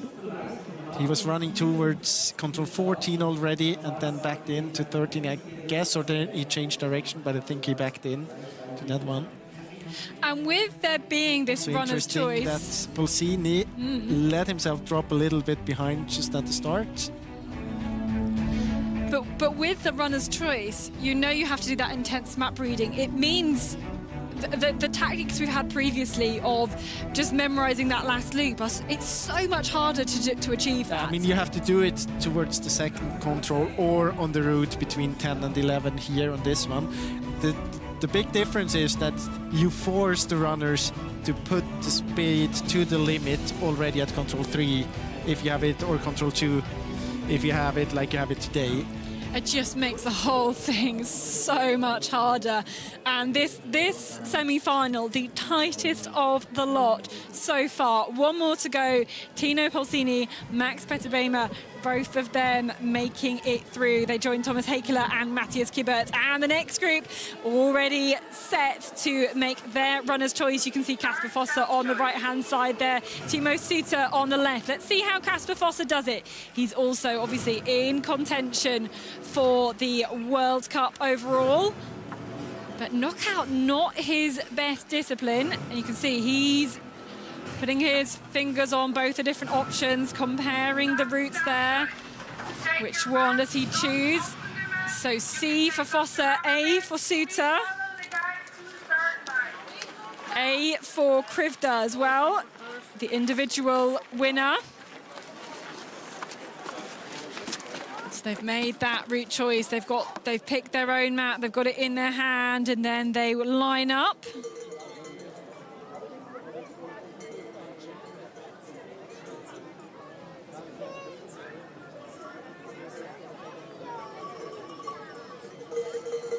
So B for Fabian Abersold and for Aro Aho, and I'm not sure what Axel Granqvist did. Okay, we can meet the 6 semi-finalists in semi-final 3. Thomas Krivda, the winner in the European champs. From Sweden, the Swedish sprint champion is Axel Granqvist, made the European knockout final. So did Timo Suter, he was 5th in that European knockout final. Representing Norway, Kasper Fosse,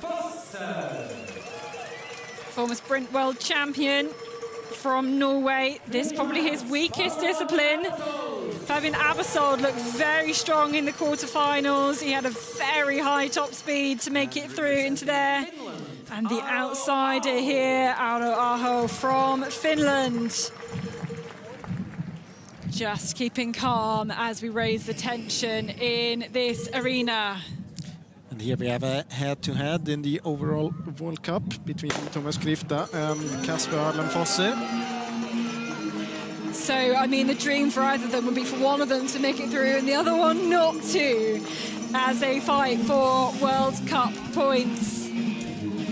Again, some people choosing, like Kasper Fosse, to really want to get to the front here, to be the first one round the corner.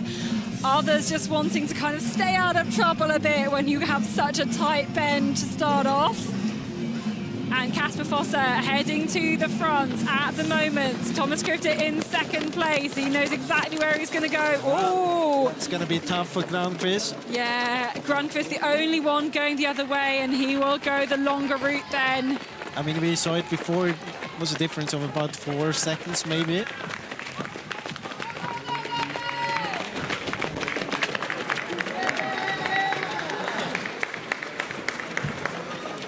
So Fosse and Krivda pushing the pace quite high at the moment, and I think Kasper Fosse is taking a leaf out of his partner Simona Abersold's book and wanting to push the pace high at the start, wanting to try and drop some of the other guys.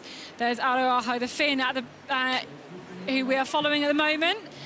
In 5th place, they're going to wiggle through some of the buildings here, and then we'll see Axel Granqvist, I think, join them from the left-hand side. These guys, you can see how much they're spreading out. There comes Axel Grönqvist from the left, and that's over now for him, surely. Well, if the others keep on pushing as they do right now, you can see that the gap must be somewhere between 7 and 10 seconds. Yeah, you can see he's just about to pass. There we go, passing the others. And they're really spread out by quite a lot at this point. We get the time indication here, and they're quick. I mean, we had heats here. We had 2 minutes to this point. I think it was the first one.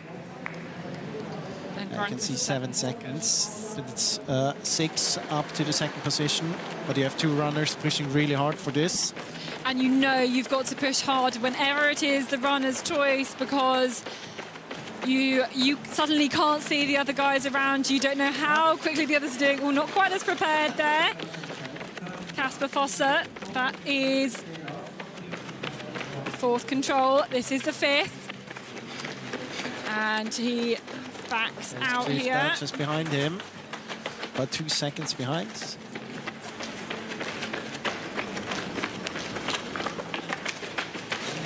That is actually the shorter route to back out there, like you've seen Kasper Fosse do. It's not the same way we've seen lots of the others do. That looks very, very good for Kasper Fosse. You can see he is all alone already. And he has good speed. He's not slowing down. Here's Krivda. Yeah, so there's another small gap behind Krivda to Timo Suter and Fabian Abersold. Then Aro Aho there. And of course they all have the different routes here. Kasper Fosse, the only one I saw with C. We know Krivda and Suter have A, so they've only got 1 control here, where the others all have 2. And it's very strange, because suddenly the groupings all change completely. But it's not until we get to the 9th control that we see what the true order is behind the Finn Aro Aho. And I think there's Fabian Abersold ahead. It's the same option, it's the B option for 2 of them.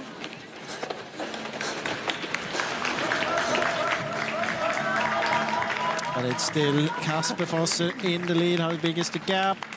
Let's have a look at the gap. It is grown massively. He's going to go through. Here we have now Abersold versus Krivda. Here he is. Oh, this is going to be difficult for him. He has to make it to the final in order to have a chance for the overall World Cup.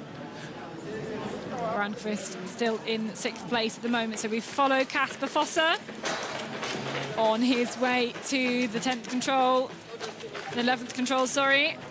About to cross there, and you know he knows now that's all the runner's choice done. He knows it's the same for everybody at the end, and he will be super pleased with having that lead, but he needs to just focus on the course. I mean, towards control 11 he can take a look back, and then he can slow down a little bit. So these 3 here chasing for the 2nd place. Fabian Abersold in the lead at the moment. Timo Suter's gone for the overtake ahead of Aro Aho. And there is Thomas Krivda. Well, he is the leader. This is Kasper Fosse. And this style of sprint orienteering suiting him much better. They're going to come from different options here. 8 seconds. Oh, there's a good old fight on for the 2nd position. Not a good exit by Timo Suter there. Lost 3 positions. Well, Kasper Fosse is comfortably in the lead at the moment. And it's now a case of who's going to take the 2nd spot. The others coming from the other direction. That's actually a shorter route, I think. And what a surprise would it be if Aro Aho manages to take that. Here is Fosse. Where's Abersold? Here he comes. Can we have another Swiss making the final? It's Abersold. And does he follow the route of Kasper Fosse? He does indeed. Going to go the long way around this barrier now with Aro Aho from Finland in 3rd place. Oh, he's down though. In the pond. He's got wet feet there. Krivda is in 3rd. So can Krivda still take it? You will have to wait and see. But Abersold is not the guy you want to meet in the run-in. No, although I'm not sure you want to take that way, but Krivda follows through in the same direction as well. He has to go out of the way there as the camera operator. But Kasper Fosse has time to celebrate because he has qualified with ease, and it is another Swiss man to make it through to the final. Fabian Abersold will get there to the final. Krivda in 3rd. Suter in 4th, Axel Brandquist in 5th, and Aho in 6th in the end. And very interesting for the World Cup overall because Krifter was in contention. Now it's a fight between Fosse and Max Peter Beimer.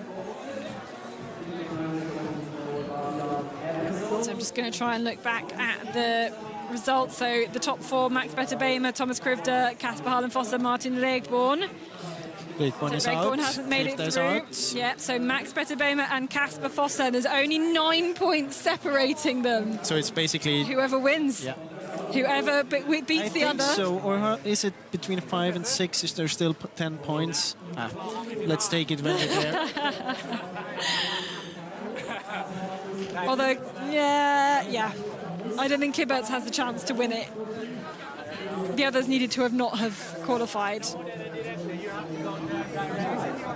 So Kasper Fosse making it through with ease there, Fabian Abersold in 2nd place. And we know the lineup of the final: Thomas Heikeler, Matthias Kyburz, Tino Polsini, Max Peter Beimer, Kasper Fosse and Fabian Abersold. 3 Swiss making it through to that final on home soil. That's pretty impressive. That's very good. There is the replay. Basically see Kasper Fosse in the lead from start to the finish. Here we see as well Axel Granqvist with his slightly longer route. Never really made it back in the fight for to advance to the final. I mean, he was not that far behind in the finish. If he would have followed to the second control, I think he would have had a chance to advance to the final.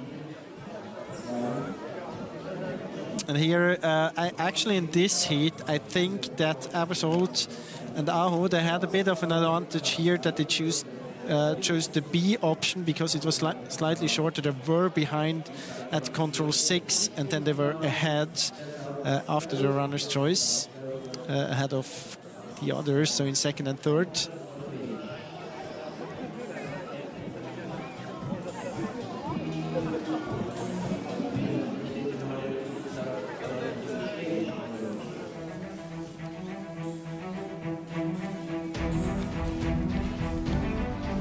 So 3 very, very exciting men's semi-finals. Very, very tight, especially that second one when we saw Tino Polsini and Max Peter Beimer go through. And all of them where the men's competitions have been forced to have that super, super high speed. And the runners have just had to deal with everything that the planners, the course setters have thrown at them.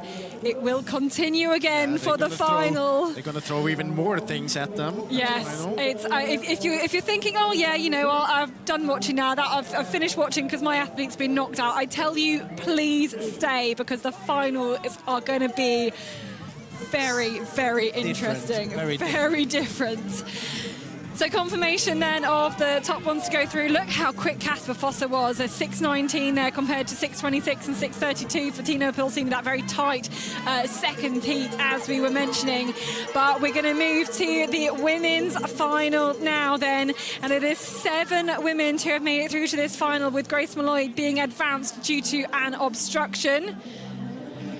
And it's absolutely packed. A lot of the women who we have seen doing well in these kind of knockouts before also making it through. We've got the European champion, the European silver medalist, and the European bronze medalist as well. A repeat of that. And for the women, the same 2 kilometers, expecting 7 minutes 50 seconds, 14 meters of climb. Love how we can measure it like that.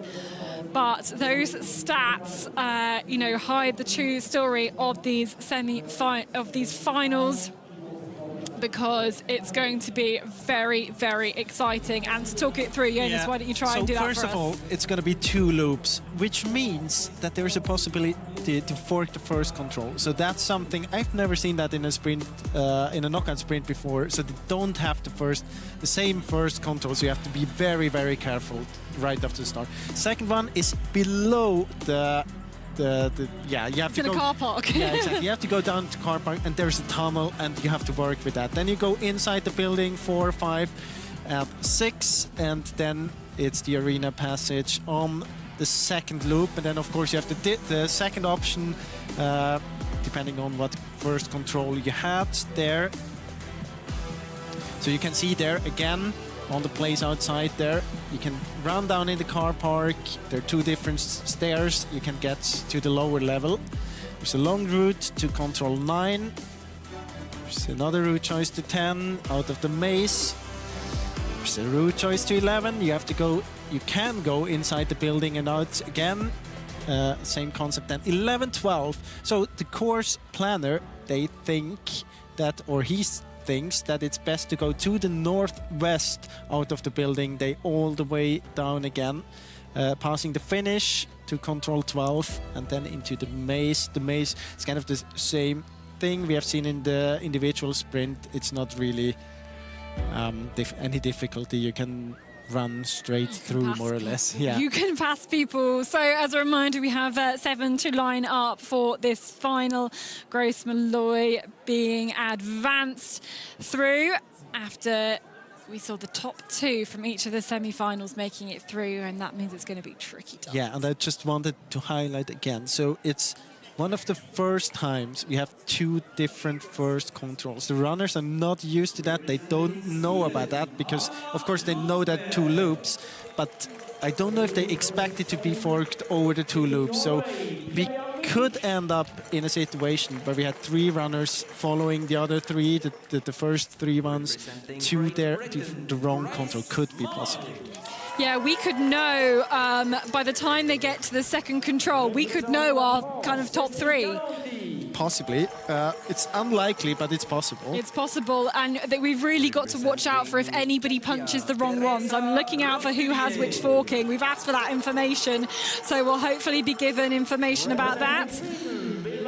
So introducing the runners now, Vilma von Krusenfuerne from Sweden. She was very aggressive in her running, really suits the knockout sprints. And the favourite today, Simona Abbasson. Will it be her first ever knockout win? But this is so different here. Honestly, I think it makes it so hard to call. And it's definitely an advantage for the runner who takes the lead right after the start. We've seen that Simona Abbasson did that, well, just after the first control. So let's see if she wants to be in the lead right after the starting point. We have quite a long run out to the start point. There we go, start of this final of this knockout sprint at these World Cup finals here in Uster in Switzerland. Grace Malloy hits the front, and you really want to be reading your own map here. They will not be expecting this forking. But there is quite a long run out to the start. You've got plenty of time to do that map reading, I think. So you should have 3 runners running to the A control and 3 runners running to the B control. Obviously there's 7 runners, so we'll have someone else who have a 4 and 3. It's easy math. Okay, so we see a couple of them going here on the left. This is Pia Youngvik and Hannah Lundberg here. And they've got to go inside a school to this one as well. So they've taken the western route. They'll hope to have this western of the 2 controls. I think it's fairly easy to see which way you have to go for each of them. They've got to go in here. This is called the School of Tomorrow. They opened their doors here. Cécile Calondry also has this one. Actually, at this control looks very good. And then we had Roturier running out, that option again. I mean, we could 3 or 4, could be. But there we have Simona Abbasson in the lead, Grace Malloy, Teresa Roturier there as well. And the others, I think they've exited that not in a good position, and they've dropped back. Turned out as Teresa Roturier did. Okay, so trying to figure out what is going on here. They've got to go down the steps here. This is the shortest option. That's good. So they're on the way to the 3rd control. I don't think that they can follow down there because they will not have connection. But we have a stationary camera. So they have these big fences that's made, these kind of corridors in the way here. What they should do next is continue. They can back out, so they do continue. Turning around here, so we've got Vilma von Krusenfuerne in 4th. This is Pia Youngvik, this is Hannah Lundberg, and Cécile Calondry in 7th place at the moment. Simona Abbasson leading it out. You can see they've got to go all the way around here. Teresa Roturier in 2nd, Grace Malloy in 3rd. Okay, they're going to come out of these steps here in this round building, and it's still so interesting here. They're going to go in the building next. And I did actually look up the results of the Stockholm Indoor Cup because there is so much indoor orienteering in this final. I wanted to see if any of them had a recent experience of indoor orienteering. Unfortunately, there were no elites in that race at all. But I mean, it's a kind of indoor, well, it's so much more difficult if you have different layers and up and down. Of course, we were down in the car park. That's not really the same thing. Okay, so they're really being spread out here. Loads and loads of different route choices here. Hesitating. See, what you've got to do is you've got to commit to a route choice. Oh, that's a mistake from Abersold. You've got a spot that you can't get through, and that's advantage to Rotorier. This is all about the tactics here, all about the placings. As they go and punch control number 5, they now have the arena run through, and they will prepare for the next section of the course. We have 3 with a small gap, then Hannah Lundberg in 4th. And basically we have still all of the runners more or less together as we head into the second loop. And of course now they have an idea about that school, they have an idea about the forking. Really? It's a small advantage for Abersold, Rotorier and Molloy, but not a big gap down to Hannah Lundberg and the others. So Abersold, if you look behind, and then Rotorier, then Molloy, then we've got Hannah Lundberg, then Calandre, a little bit more of a gap back down, and Abersold just reading that very, very carefully. Therese Rotorier, I've been really impressed with how she's managed to take very quick decisions, and now they've got to go the other way on the other forking. It should be quite straightforward. That was the mistake. She was running into a dead end here. And the barrier is on the circle on the map, so it's really hard to see that barrier is in that position. But now making it through to control number 8 here, or 7 and then 8. This is the group that's going to go in this part of the school now. They should back out the same way. Then they've got control on a pond. There's actually no water in the pond. The same way. So let's see. I think they did the same mistake as they did on the first loop. So they might come together again. Yeah, you really should go out the same way. Now we can see that Lundberg is up there again. Abersold suddenly one of the last positions. And everything changes completely because it's that route out of the control. That control. There's a route choice to the next one. And they do split up here. Yeah, it's better to go the lower one in the picture. Yeah, the one towards the bottom of your screen. Yeah. We can't see which athletes have gone that way. Then you go into the building and directly out again. So you can see it here. So we go Calandre and Rotorier going through this like little arena passage. You the wait others until the third entrance, go in and exit again. And it's completely changing the order here. This final is not over at all. But I'm so surprised that exit from 7 to 8 really causing this final to completely change in characteristics. They've got to be...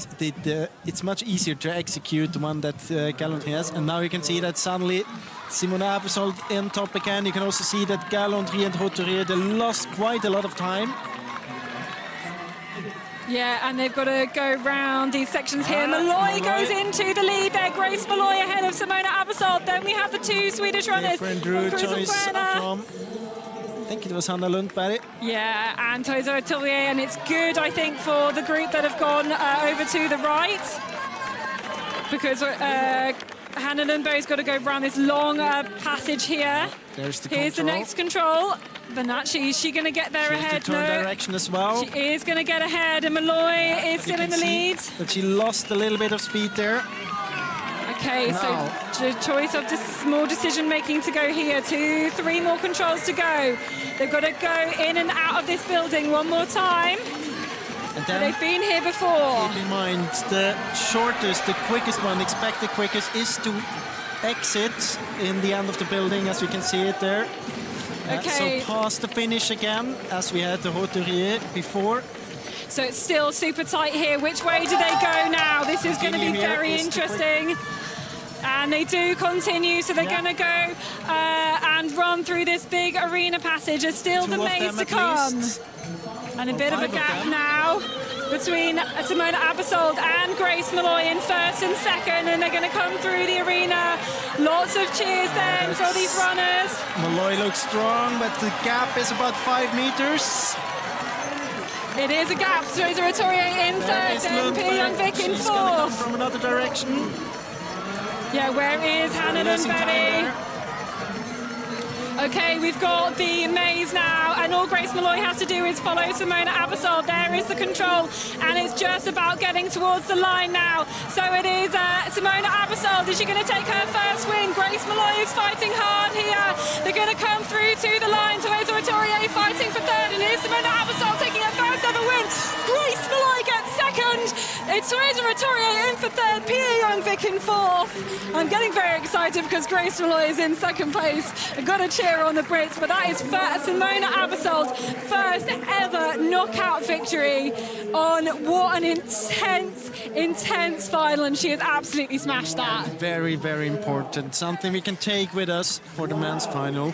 Exit from control 11, the third to last control out from the building is the decisive one. If you back out there, then you're not going to win it. You have to continue in the running direction.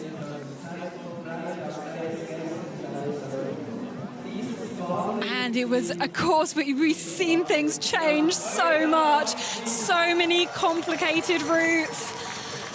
People making mistakes in different parts, but just going to try and get as many route choices as you can and be fighting for those positions.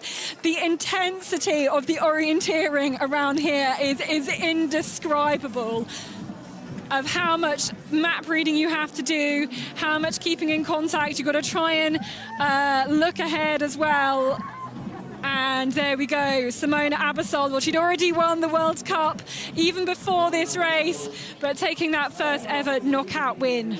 Yeah, and I think we can highlight two key places. It's actually exit from control 1, I would say, because we can lose quite a lot of time if you take the wrong exit there towards control 2.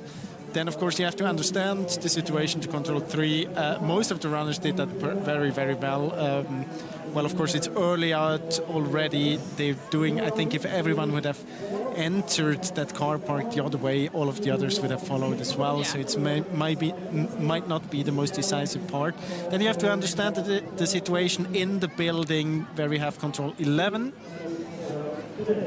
And very, very important, out from control 11, you have to go to the northwest past finish to 12. Anna Lundberg, she went out the other way and she had no chance to get back into the group. You can see as well, important here to go to the east.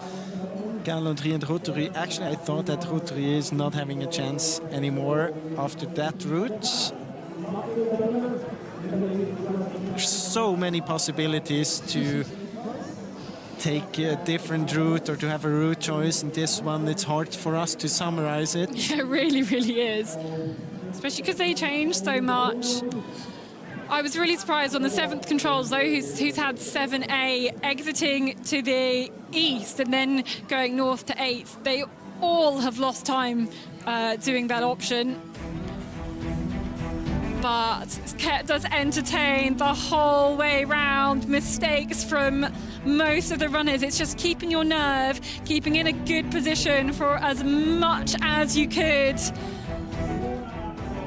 And Simona Aebersold, Grace Molloy and Theresa Roturier.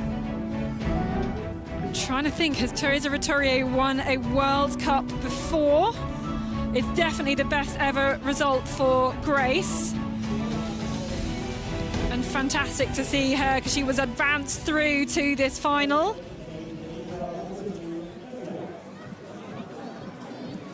And a confirmation of the results. 13 seconds across all of them, the top 3, 2.3 seconds. Let's have a insight from our winner. Simona, what was your game plan for this final? My game plan was to look at the map on the first couple of controls and then plan far ahead and push really hard on the long routes I think I made some small mistake on the second loop. I didn't really get that it was forked, and then I realized it when I saw the beginning of the second loop, and I ran out the wrong way. So then I had to fight really, really hard to come back into the lead. But yeah, the end was quite tricky, so I think it was in my favor. Thank you. Congratulations. Thank you. Great to hear from our winner, and we just have to, I don't know exactly where the men are, whether they would have been able to hear her say that it's forked. Yeah, exactly. Okay. They should have briefed her not to mention the forking. Yeah. I don't know where the men are in this arena, whether they're inside, whether they're... Maybe they're just too focused they anyway. might just, I think they're in the building and then coming up and lining up. Yeah, it's going to be hard to know. I think they're just behind the runner's choice things here, so I feel they might have heard that. But they won't know where it is forked. Yeah. Yeah. Well, actually, yeah, I don't know. Okay, so they've all got their map then, and it's these 6 men who are going to try and contend now for the win here and this men's knockout final, and it's going to be so exciting, and this is going to be incredibly hard to call. Yeah, and I mean, it's 2 stories we're going to tell here. Who's going to win the overall World Cup, and what position is Matthias Kyburz ending in his very last international orienteering competition of his career. So nerves for all of these guys as they start to line up. And as you said, it's just a few, how many points is it between Kasper Fosser and Max Witte-Beimer? I think it was 9. Yeah, it's it, and you 100 points for the win. At least in the beginning, it's a gap of 10 points, so it's... It is. Okay, Thomas Hakeler, very impressive Finn. He's been fantastic in all of the rounds so far. Matthias Kyburz, understandably, getting a huge ovation here because it is his last ever World Cup race. He's been a knockout champion many times before. Tino Polsini did a fantastic job to make it through in the tightest semi-final of them all. So too did Max Witte-Beimer in order to try and keep his overall World Cup's hopes alive. He started the season so well in Idre. Can he end it in the same way? Kasper Fosser will try and do something about it. 5th place in the individual. He's not been the best in the past at the KO, but I think a course like this could suit him. And Fabian Abersold, we've been very impressed with his run-in speed recently as well. So, still all to play for here in a very intense final. We've had a trend recently of knockouts that have been one same course, and not so today. This is very tricky. They pulled out all the tricks in the book, have the course setters for this one. They have even tricks that they're not in the book yet. Yeah, they put some new tricks into it. And what will it be like for all of these athletes as Max Witte-Beimer hits the front, then Kasper Harlem Fosser, then the 3 Swiss athletes, of course, running out towards the start kite. So many great vantage points for the spectators here. Tino Polsini again just kind of backing off of that run out, wanting to stay out of the trouble with Max Witte-Beimer going to the front. And now watch out for this first control where they should all split up. See all of them going. Is it all of them? No, it's 3 of them to the left, so that looks good. And as before, Kasper Fosser putting his foot down, so yes, 3 of them going each different way. Beimer and Polsini going to B, and Fosser, Hakeler and Kyburz going to A, and they should back out again here. Oh, he's completely stopped, has Kyburz there, just checking what that is, and Fosser comes out the other way. Yeah, Abersold too, and they all are in fact going this way. There's Max Here's the pond. It's not really a pond. Polsini went the other way, and I think that was good. Hakeler, though, moving up into 3rd. And now they've got to go down the steps. It's very clear Kasper Fosser knows what he's going to do. There's the door. Was it so clear? Not really. I think you've definitely an advantage. No, definitely an advantage if you can see the others heading for it. You've got to be in like second or third. And they've got this corridor. In fact, this was marked in the bulletin. They're kind of expecting something like this, and they should continue along here. They do indeed. Oh, so all taking the correct route choice here, and all 6 of them together. They've got to go around in this loop. See that Kasper Fosse really tries to put the pace up high here again, forces the others to follow in high speed. Yeah, and there's all of these changes of direction. It's so tricky. Now, which way are they going to go here to the 4th control? In fact, they all go a different way, apart from Fosse. He's gone to the left, which is actually shorter, slightly shorter. He's going to approach from the left then, does Kasper Fosse. Abersold, yeah, there we go. He is in the lead. Abersold in 2nd, Häkkilä in 3rd. Max Petter Bejmer bringing up the rear. There's quite some distance now between Fosse and Bejmer. Of course, those the 2 fighting for the overall World Cup. And this is where they go in and out. I think somebody else making that mistake. I think it was the Finn. I think it was Häkkilä making the Simona Abersold mistake. So he drops back now. They take different routes here. It's good to go left, I think. Abersold will drop back as a result. So it is Fosse, then 3 Swiss, then Häkkilä and Max Petter Bejmer from Sweden. And they take the arena passage now. They're going to swap over from the first part of the map to the second part of the map. Andrew, a short reminder, decisive points out from control 1, and then the route choice from 11 to 12. So all 6 of them are still together, but Kasper Fosse leading as he has done all the way so far. Up in the group now in 3rd position. You can see how carefully he reads the map. He's been reading all the time. Very, very sure that he's preparing the finish, and I'm not sure how much time Fosse has to prepare because he's always in the lead. Oh, someone's going around the wrong way here because it should be 3 and 3. Kyburz has to go to the right. Fosse has to go to the right. Who is the other one? So someone's losing time here. Let's see as they get to the 8th control, we'll be able to have an indication. I think it's correct for Abersold and Polsini. So the ones we can see here. Okay, who comes through here first? Here is Polsini, and this is very good. Oh, now ahead of Fosse, here. Because you have to exit the same way as you went in. And this is going to change things up here. And suddenly Max Petter Bejmer is in 3rd. This is going to be interesting now. So they're splitting up again. I think there are 5 athletes going the wrong direction. Fosse going the quicker one. We've had that in the women's race. They were clearly faster. Okay, they are entering the building here, so not exactly the same situation as we had in the women's race. They've got to go out and then in the building and then out again. And are they going to drop back? Have they dropped back as a result? No, Kasper Fosse is here. Yeah. Gosh, it's hard to see the order now as they're going to emerge again. Didn't do the same mistake as in the women's race. Kyburz last position, and Fosse has to climb up the field now in order to be a threat. Changed completely, and Max Petter Bejmer, then Thomas Häkkilä, then Kyburz, but the others have gone the other way to this control. This is the 9th control. The next one, it's on the tree. They've got to stay on there upright as well, and I think there's another drop behind here. It all changes again. Abersold going to the left. That's a longer way though. Polsini and now Hadorn back into the lead again. Abersold is down.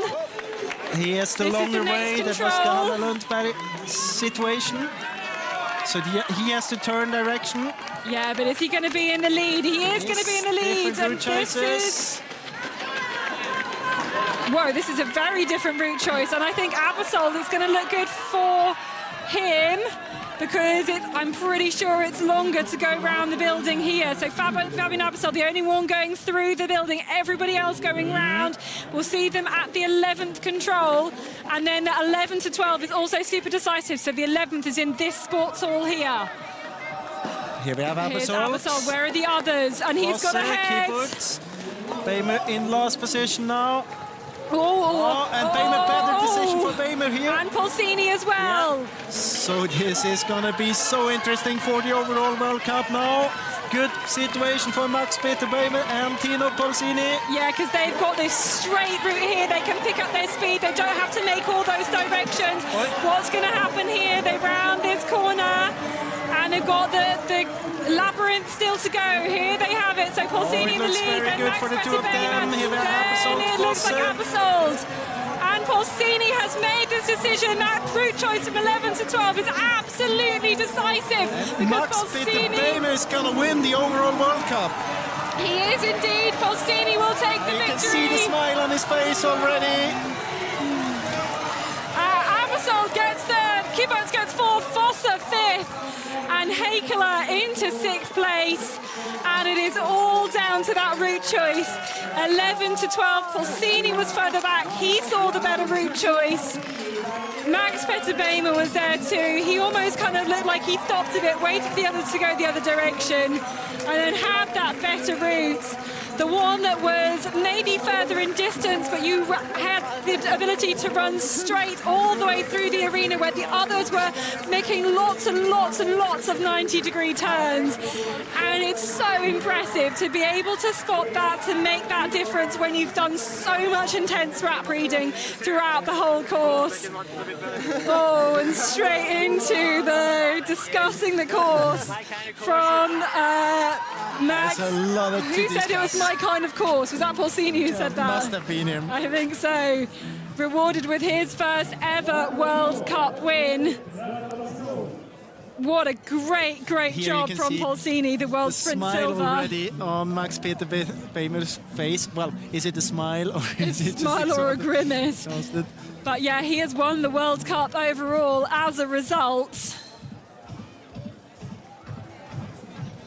What an intense course. I mean, there was no second.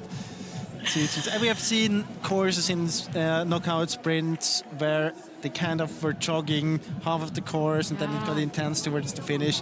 Here it was really from the first meter to the finish. We had so many changes in the lead. Felt like Fabian Abersold was in the lead every second control and then did a mistake again. And I think this type of concept will divide orienteers. Do they think that planners should be pulling out all of these tricks and tricking the athletes?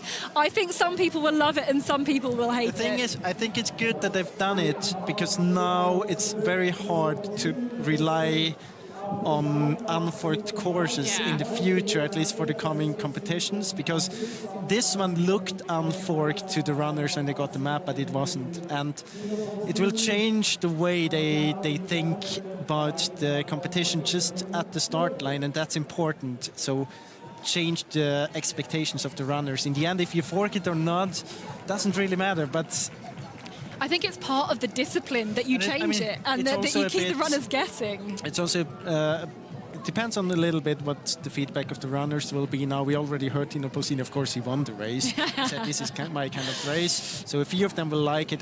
I mean, there was no situation when you felt someone totally lost the situation or was totally lost in the concept in any way. So I think it was good, it was fair, but it was well, it was very intense. And here I actually thought that Abersold won it, but then not the best route out from 11.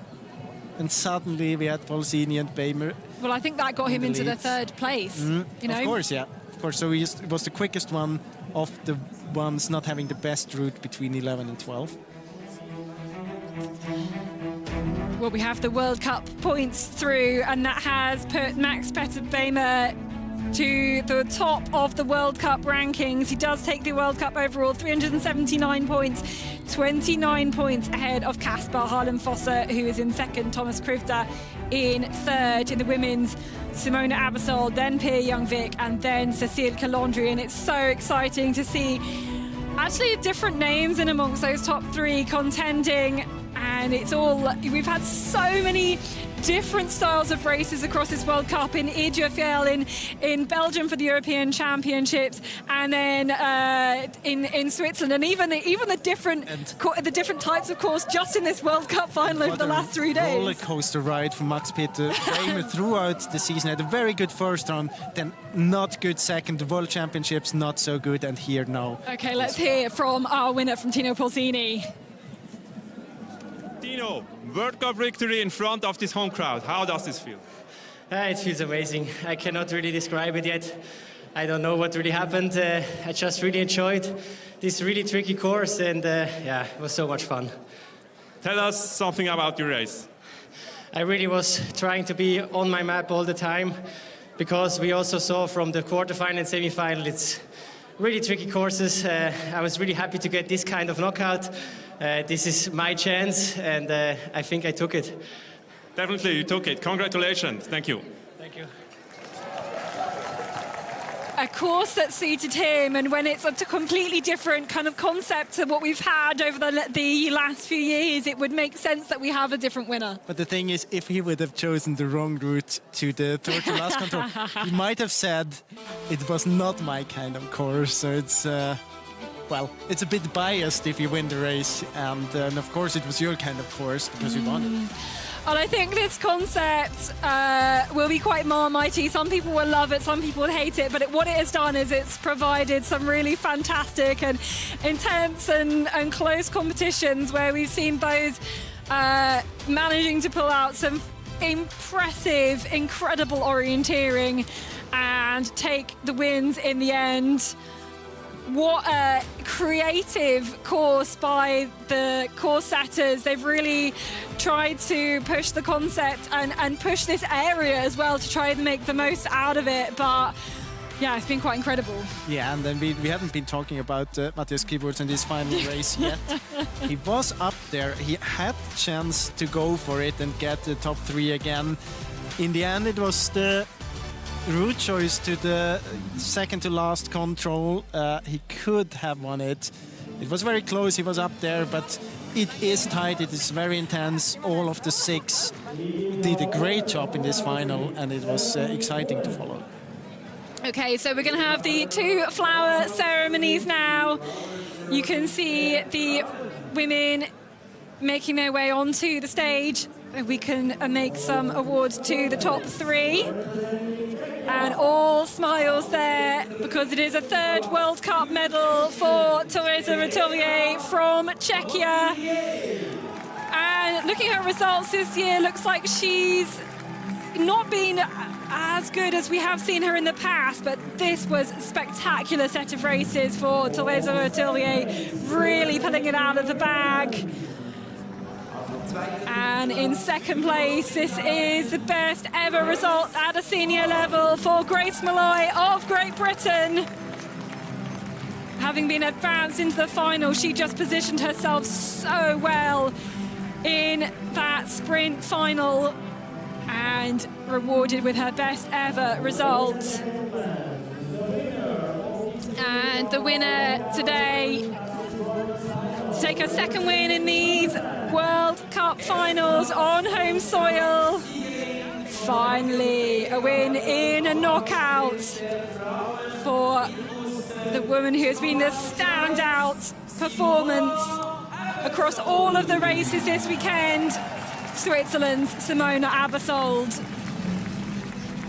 Again, she raced it so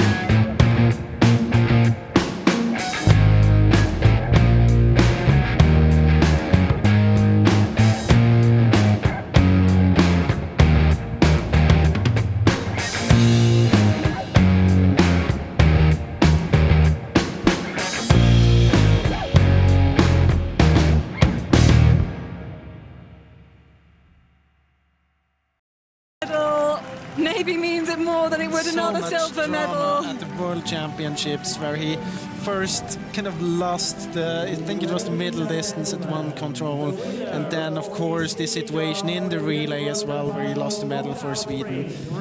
Well, he's very worth this overall World Cup victory. But it's a win, another home win for Switzerland, and the best ever result for Tino Polsini. He's a world silver medalist. He's now a World Cup winner. And very impressive route choices, tactical racing, acceleration and agility.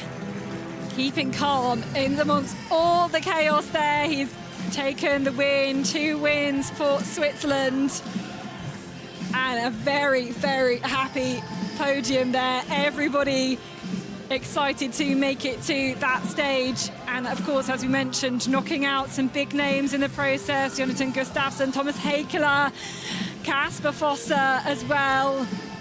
The correct route choices making all of the difference.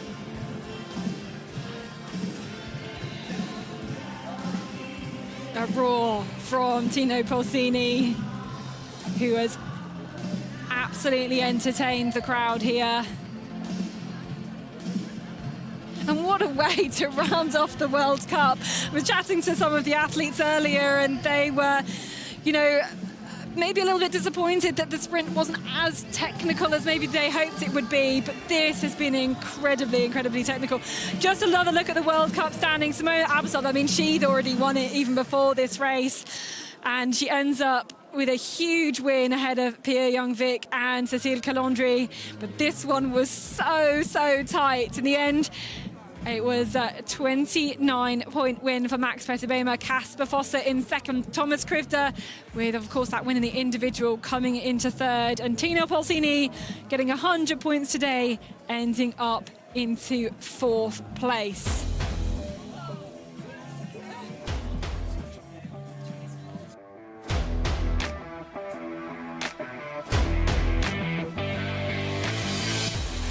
Well, that rounds up the World Cup coverage, but do stick with us because we are going to be paying tribute to an incredible legend of our sport as we say goodbye and a farewell to Matthias Kyburz. He announced before this competition that it was going to be his last ever World Cup races. He's switching his focus onto the marathon. He raced in the marathon at the Olympics, and he's called it time on his orienteering career.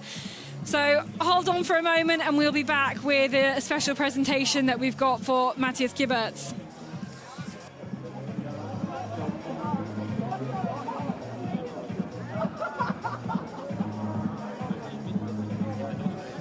Liebe Zuschauerinnen und Zuschauer, was für ein OL-Wochenende haben wir erlebt hier an diesem Weltcup in Uster.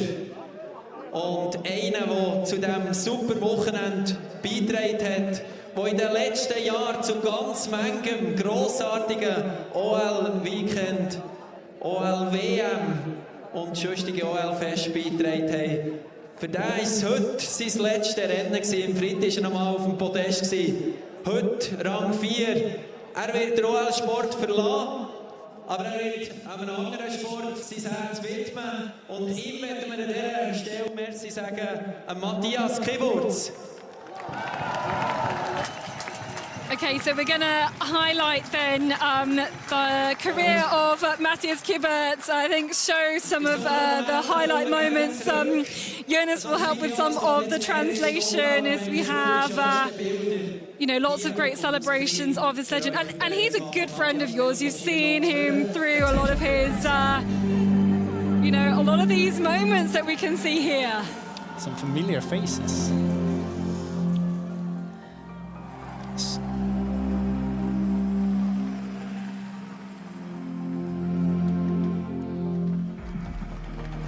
Just looking at the stats, 8 gold medals at the World Championships, 9 gold medals at the European Championships. 23 World Cup victories. Absolutely. He won the World Cup overall for years in a row as well. So dominant there across, and really across all the disciplines as well. And I think we're going to hear a few speeches, or 2 or 3 at least, celebrating his career. I think the first one is going to be the CEO of Swiss Orienteering, Christopher Gmür.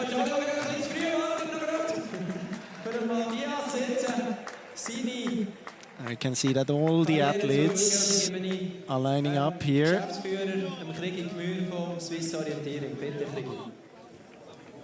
They've got his favourite chocolate as well. That's kind of an inside joke.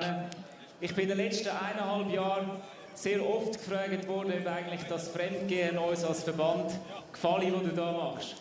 So he's been asked if it was a favor for Swiss Orienteering that he was in different sports as well, or the marathon.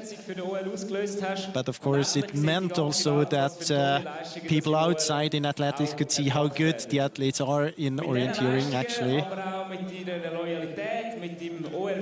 So with his performances and also with the loyalty he showed to the orienteering, when he showed how much he loves the sport, he kind of put the orienteering sports into the light of for everyone in Switzerland.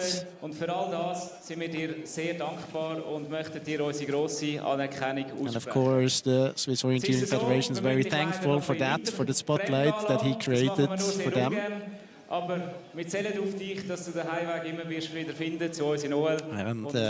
he also says that of course he's welcome back again in orienteering whenever he wishes for.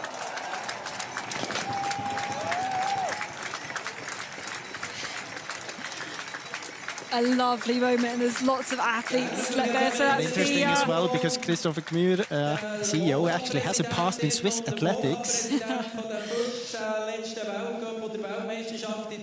So we've got speeches now from the event directors of the last 15 World Cup rounds, world champs in Switzerland as well. Danke vielmals. Ja, Klein, wir möchten auch dir danken. Wir haben dich sozusagen 15 Jahre begleitet. Klein is his nickname.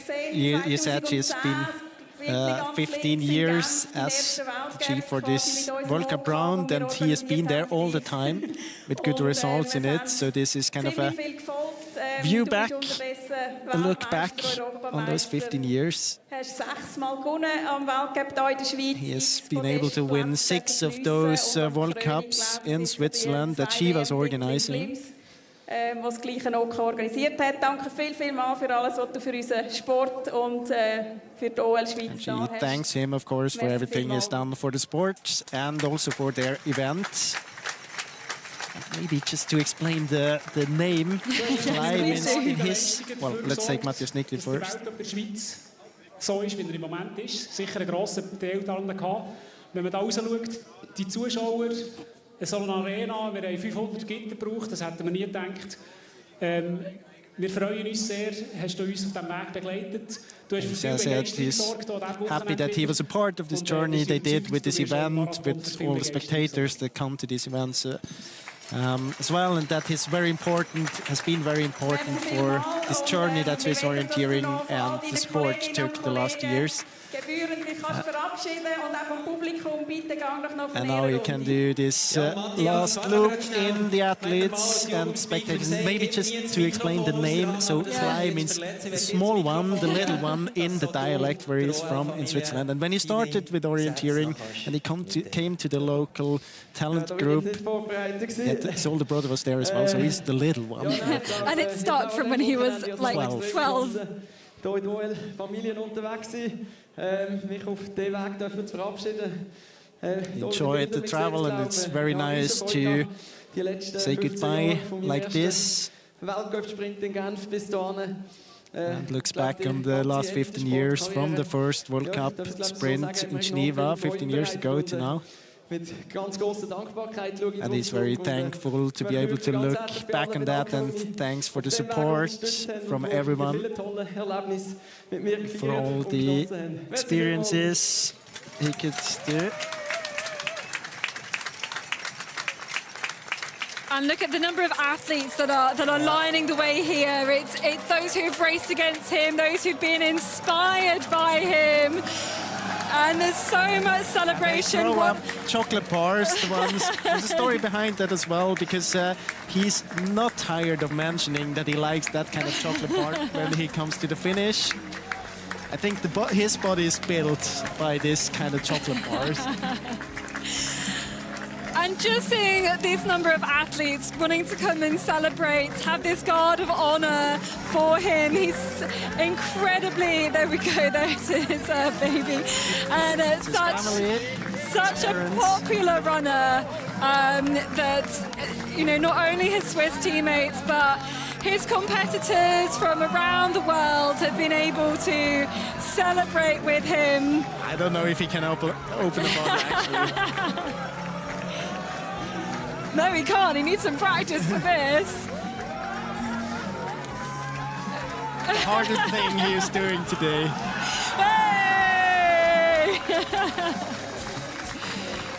Oh, we have to back off now. It's coming our way as well. It's good that we're behind the equipment.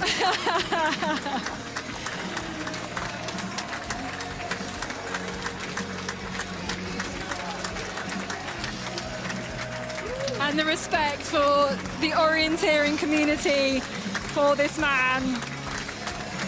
A decade and a half, winning medals, winning titles at this World Cup standard. I think orienteering is going to miss Matthias Kyburz, but he goes out on a high at this home World Cup as well. Loads of people with memories of him racing, of competing against him as well. So good luck with the marathon career, Matthias Kyburz. Thanks for all the great races. And that brings us to the end of the World Cup now. We will rest up for the winter and get ready for the World Cup 2026. We'll be back then. See you then. See you next year.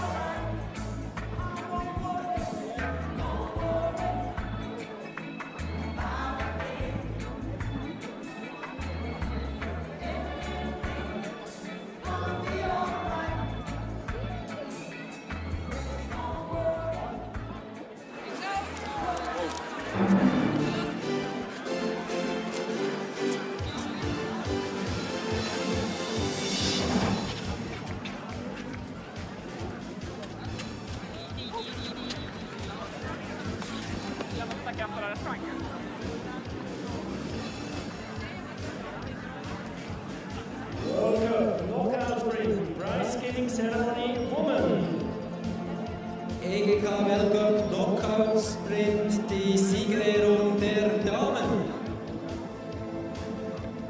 The prizes are given by Reto Fluri, CEO of EGK Gesundheitskasse. Die Preise werden überreicht von Reto Fluri, CEO der EGK Gesundheitskasse. The prizes are donated by Biber Manufaktur und Schaffner Gartenmöbel. Die Preise wurden gestiftet von Biber Manufaktur und Schaffner Gartenmöbel.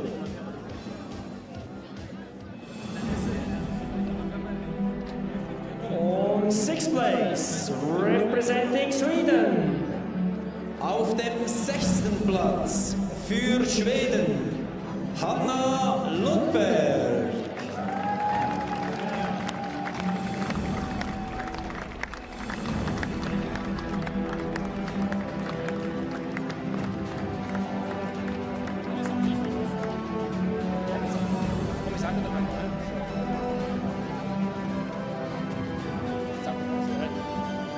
On 7th place, representing Sweden. 7. Platz, Sie wollen wir nicht vergessen, Wilma von Krösenstjerna.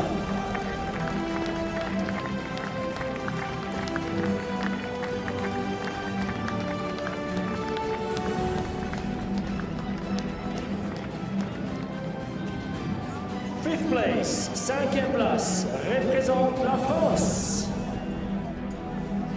5. Platz für Frankreich, Cécile Galanty.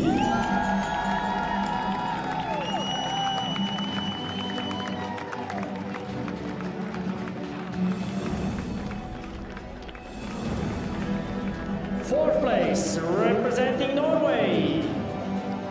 4. Rang für Norwegen, Pia Janvik.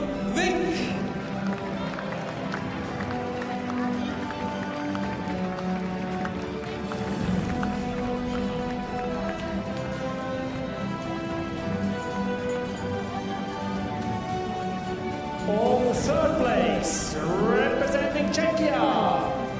Wir kommen zum Podium, 3.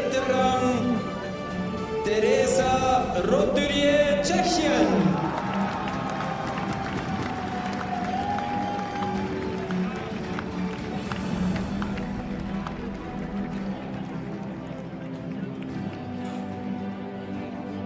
On 2nd place, representing Great Britain. 2. Platz für Großbritannien, Grace Molloy.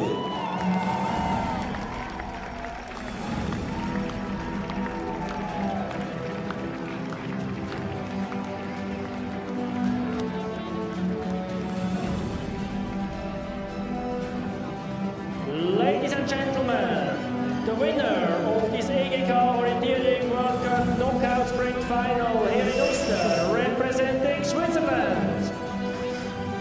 1. Platz und damit die Siegerin des heutigen EGK World Cup Knockout Sprints in Uster.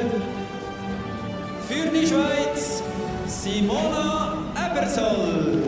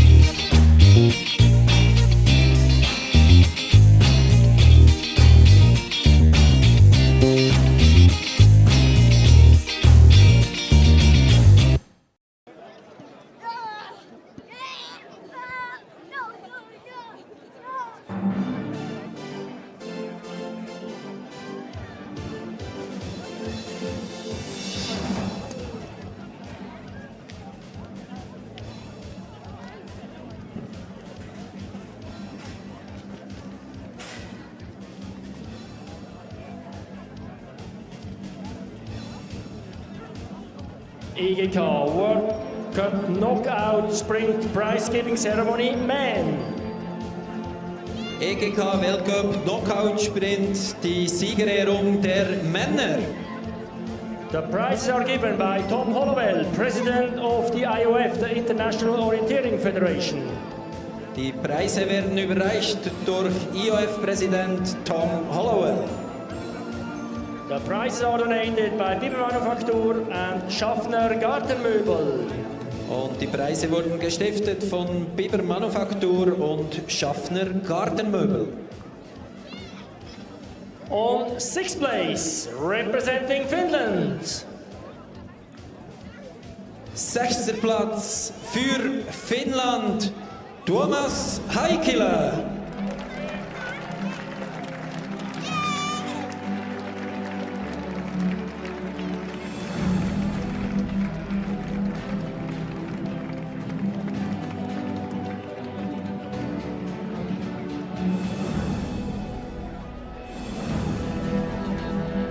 On 5th place, representing Norway.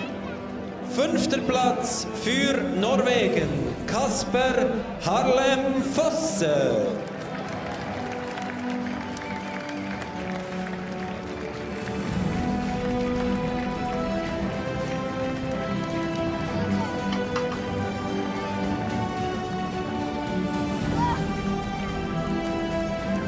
On 4th place, representing Switzerland.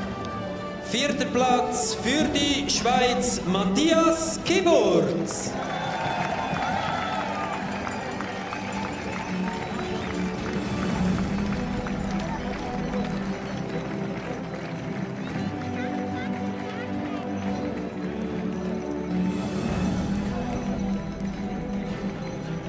On 3rd place, his first individual podium in World Cup, representing Switzerland. Wir kommen zum Podium, 3. Platz für die Schweiz, Fabian Ebersoll.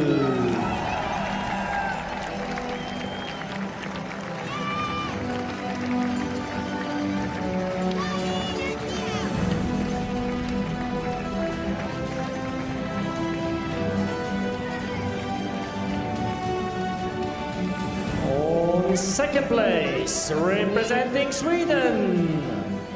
2. Platz für Schweden, Max Peter Beimer.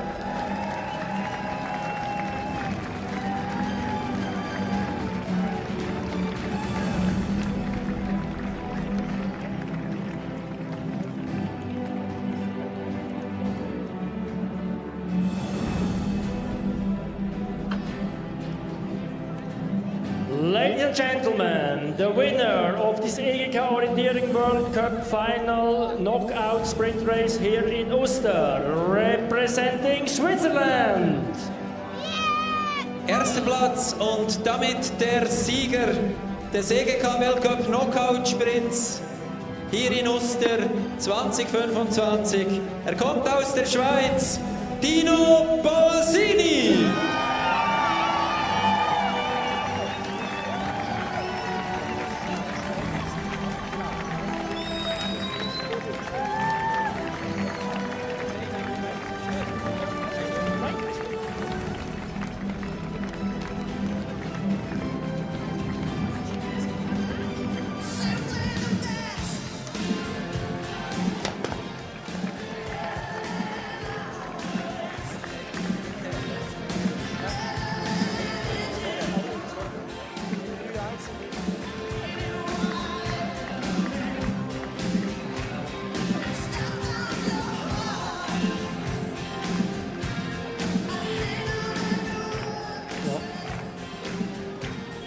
Thanks a lot for the 4th to 6th place runners.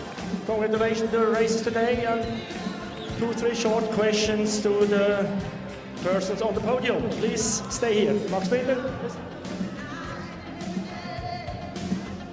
Fabian, die Schwester hat vorgelegt. Du läufst ebenfalls zuerst mal heute auf das Podium im Weltcup. Das ist ein Ebersoll-Tag. Wie hast du ihn erlebt? Ja, es ist noch häufig, dass es Ebersoll-Tag ist, weil Simone ist eigentlich immer gut. Aber ja, ich freue mich sehr, dass ich jetzt auch mal da auf das Podest laufen können. Und ja, ich hätte es nicht gedacht, aber bis jetzt zufrieden, ja. Wer zahlt heute Abend? Simona. Gut, wir haben es gehört. Merci. So, Max Peter, thrilling finish here today. For you, it was not only the knockout today, it was also about the World Cup 2025 overall ranking. How was the final for you? No, super nervous and very happy that I managed to perform like this when it mattered the most. So, super happy.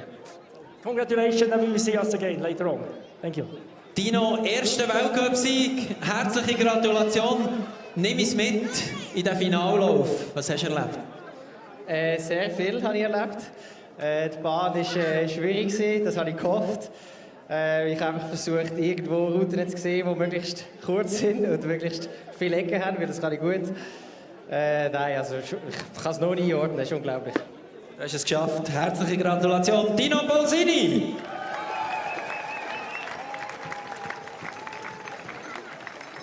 Merci vielmals, Fabian, Ebersold, Max Peter Beimer und Dino Bolsini.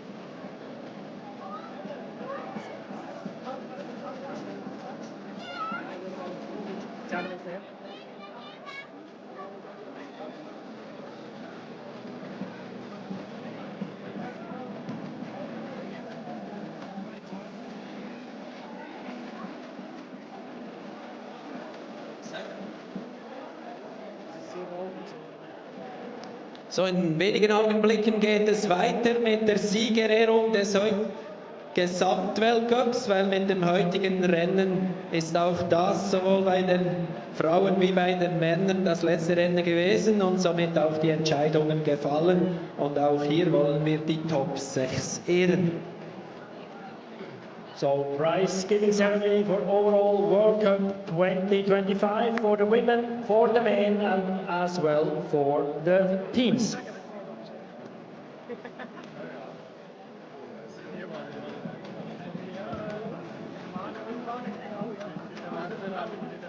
Also, wir geben noch rasch das Mikrofon an Tom Hollowell, den IOF-Präsidenten. Er möchte auch noch eine Ehrung aussprechen.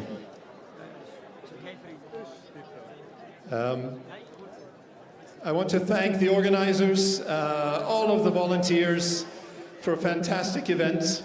As usual, Matthias, you've had a fantastic final of the World Cup. We get used to it, which we maybe shouldn't. You do a fantastic job every time with the entire team. Thank you to all of your volunteers. I know that there's a lot of work goes into it, very much. And also today, the knockout sprint was fantastic. You've moved the knockout sprint forward, which I think is impressive. So thank you very much for everything during the week. And I just have a small token of appreciation from the IOF to the organizing team of the World Cup final. Here you go.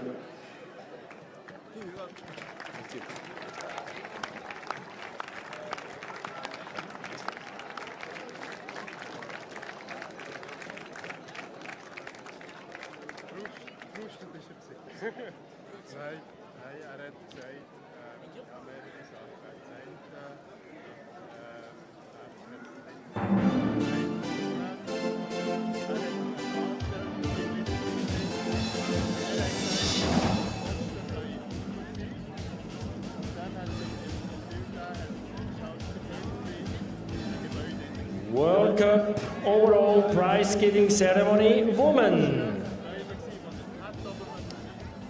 Gesamtweltcup, die Siegerehrung der Damen.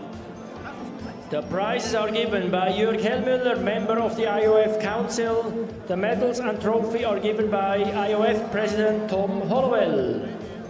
Die Preise werden überreicht durch IOF-Mitglied Jürg Hellmüller. Die Medaillen und der Pokal werden überreicht durch IOF-Präsident Tom Hollowell. The prizes are donated by Emmy. Die Preise werden gestiftet durch Emmy.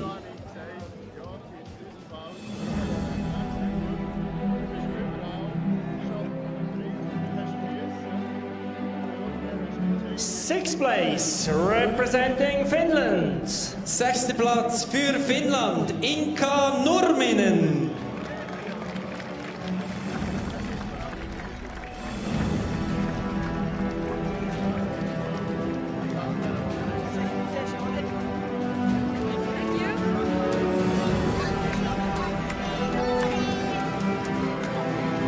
Fifth place, representing Norway.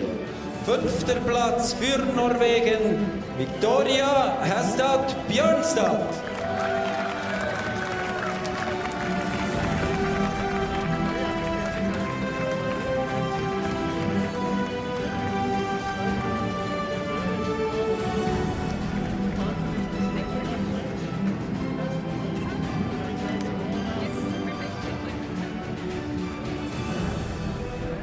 And fourth place, representing Switzerland. 4. Platz für die Schweiz, Natalia Gemperle.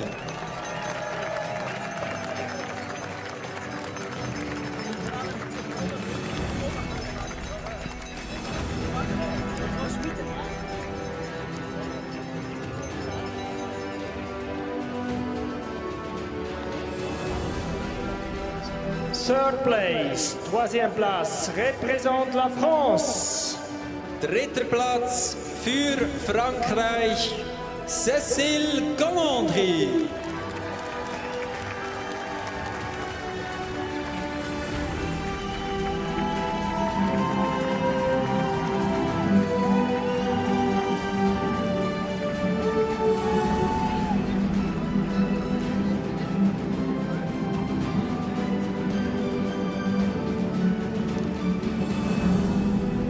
Second place, representing Norway.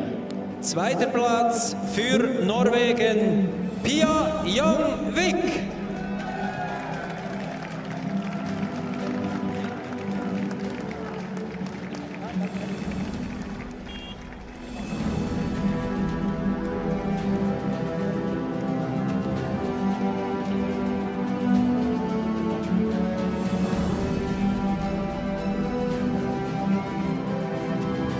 Ladies and gentlemen, the winner of this EGK Orienteering World Cup Final knockout of this World Cup Overall 2025, representing Switzerland. Die Siegerin des Gesamtweltcups 2025 kommt aus der Schweiz und heißt Simona Ebersold.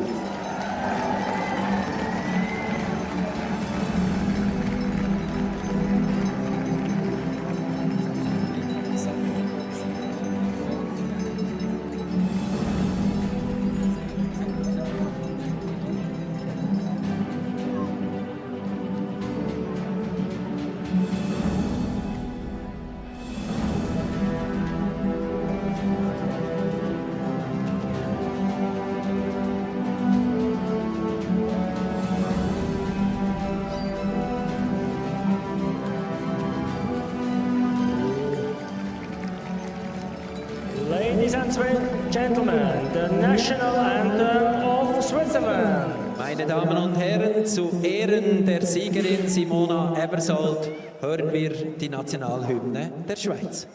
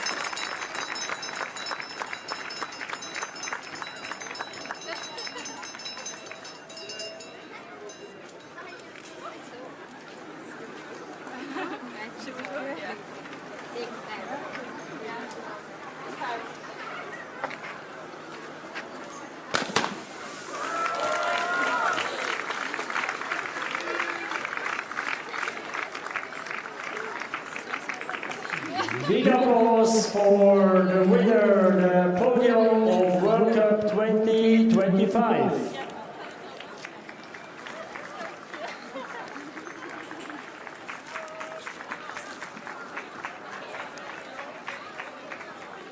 Was da?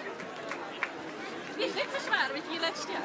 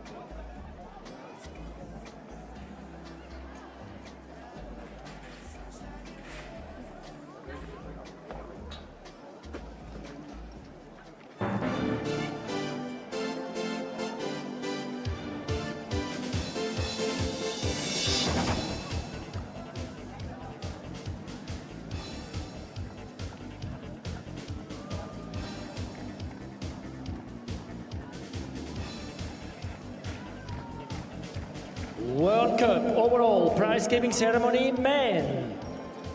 Gesamt-Weltcup 2025 Siegerehrung der Männer. The prizes are given by Jörg Hellmüller, member of the IOF Council. The medals and trophy are given by IOF President Tom Hollowell.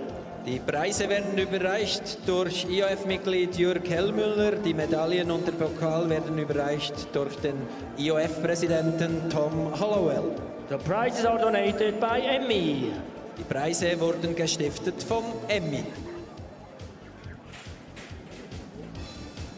On 6th place, representing Switzerland. Auf dem 6. Platz für die Schweiz, Matthias Kyburz.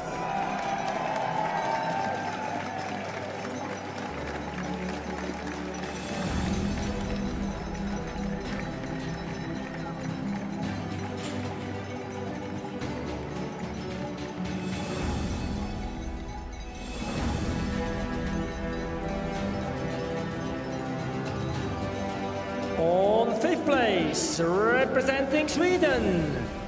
5. Platz für Schweden, Martin Räckborn.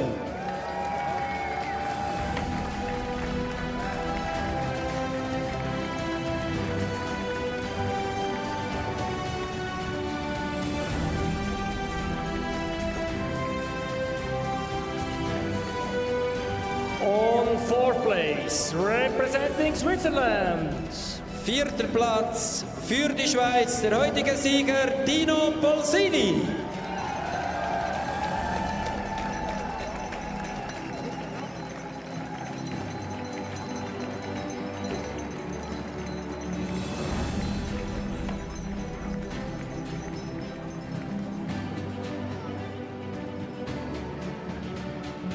On 3rd place, representing Czechia. 3. Platz für Tschechien, Thomas Krefta.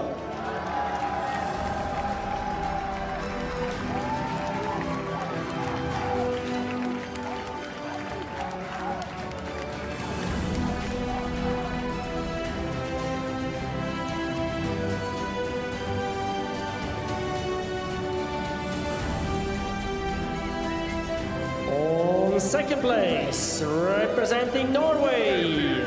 2. Rang für Norwegen, Kasper Harlem Fosse.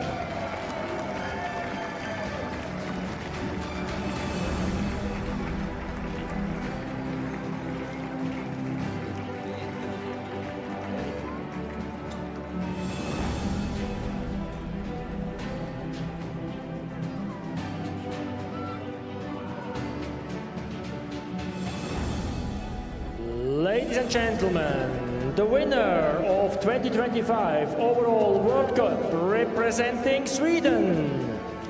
erster Platz und damit der Gesamtweltcup-Sieger 2025 aus Schweden, Max-Peter Beimer.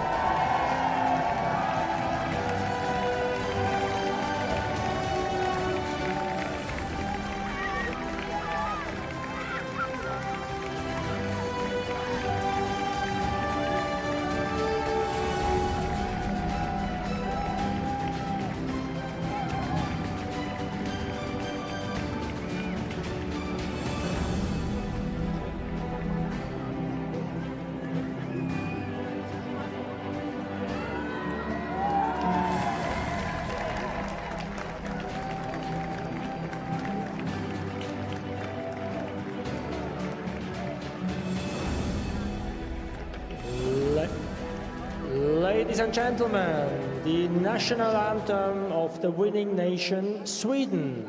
Meine Damen und Herren, wir hören zu Ehren des Siegers Max-Peter Beimer die Nationalhymne Schwedens.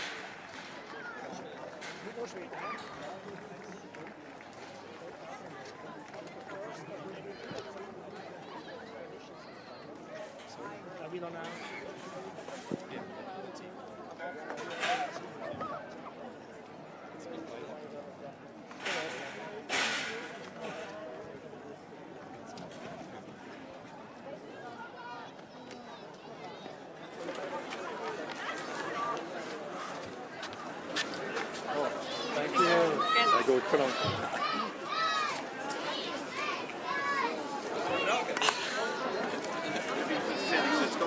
Ja.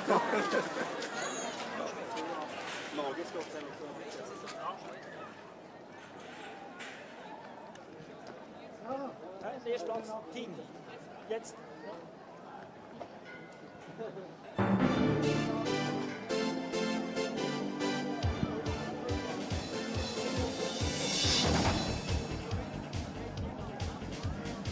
World Cup overall prize giving ceremony for the best team. Die Siegerehrung des Gesamtweltcups für das beste Team der Saison 2025. The prizes are given by IOF President Tom Hollowell. Die Preise werden überreicht von IOF-Präsident Tom Hollowell.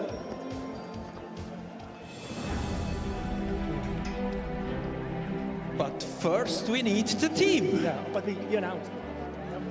Winning in this Team World Cup 2025 is the team of Sweden. Das Siegerteam 2025 heißt Schweden. So please, all team members of the Team Sweden, please come up. It was a team effort in 2025. So we just asked the winning team to come here to the stage. Second place is Team Switzerland and third place is Team Norway.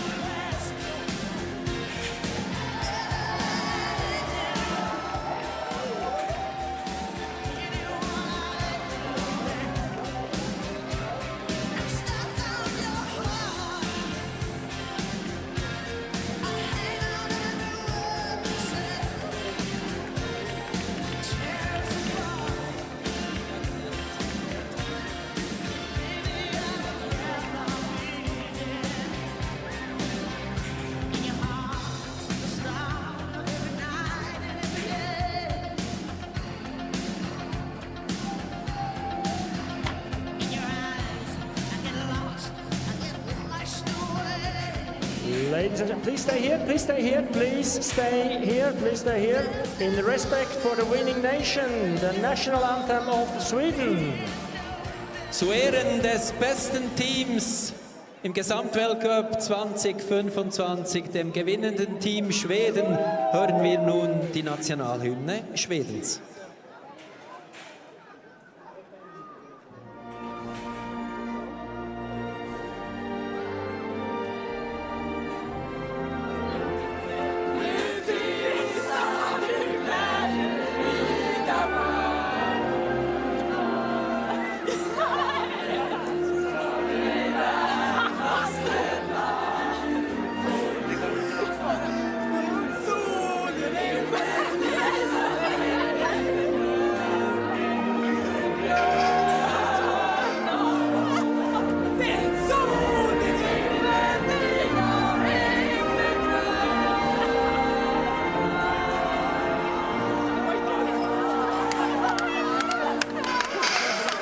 Ganz großer Applaus für das Winnerteam aus Schweden.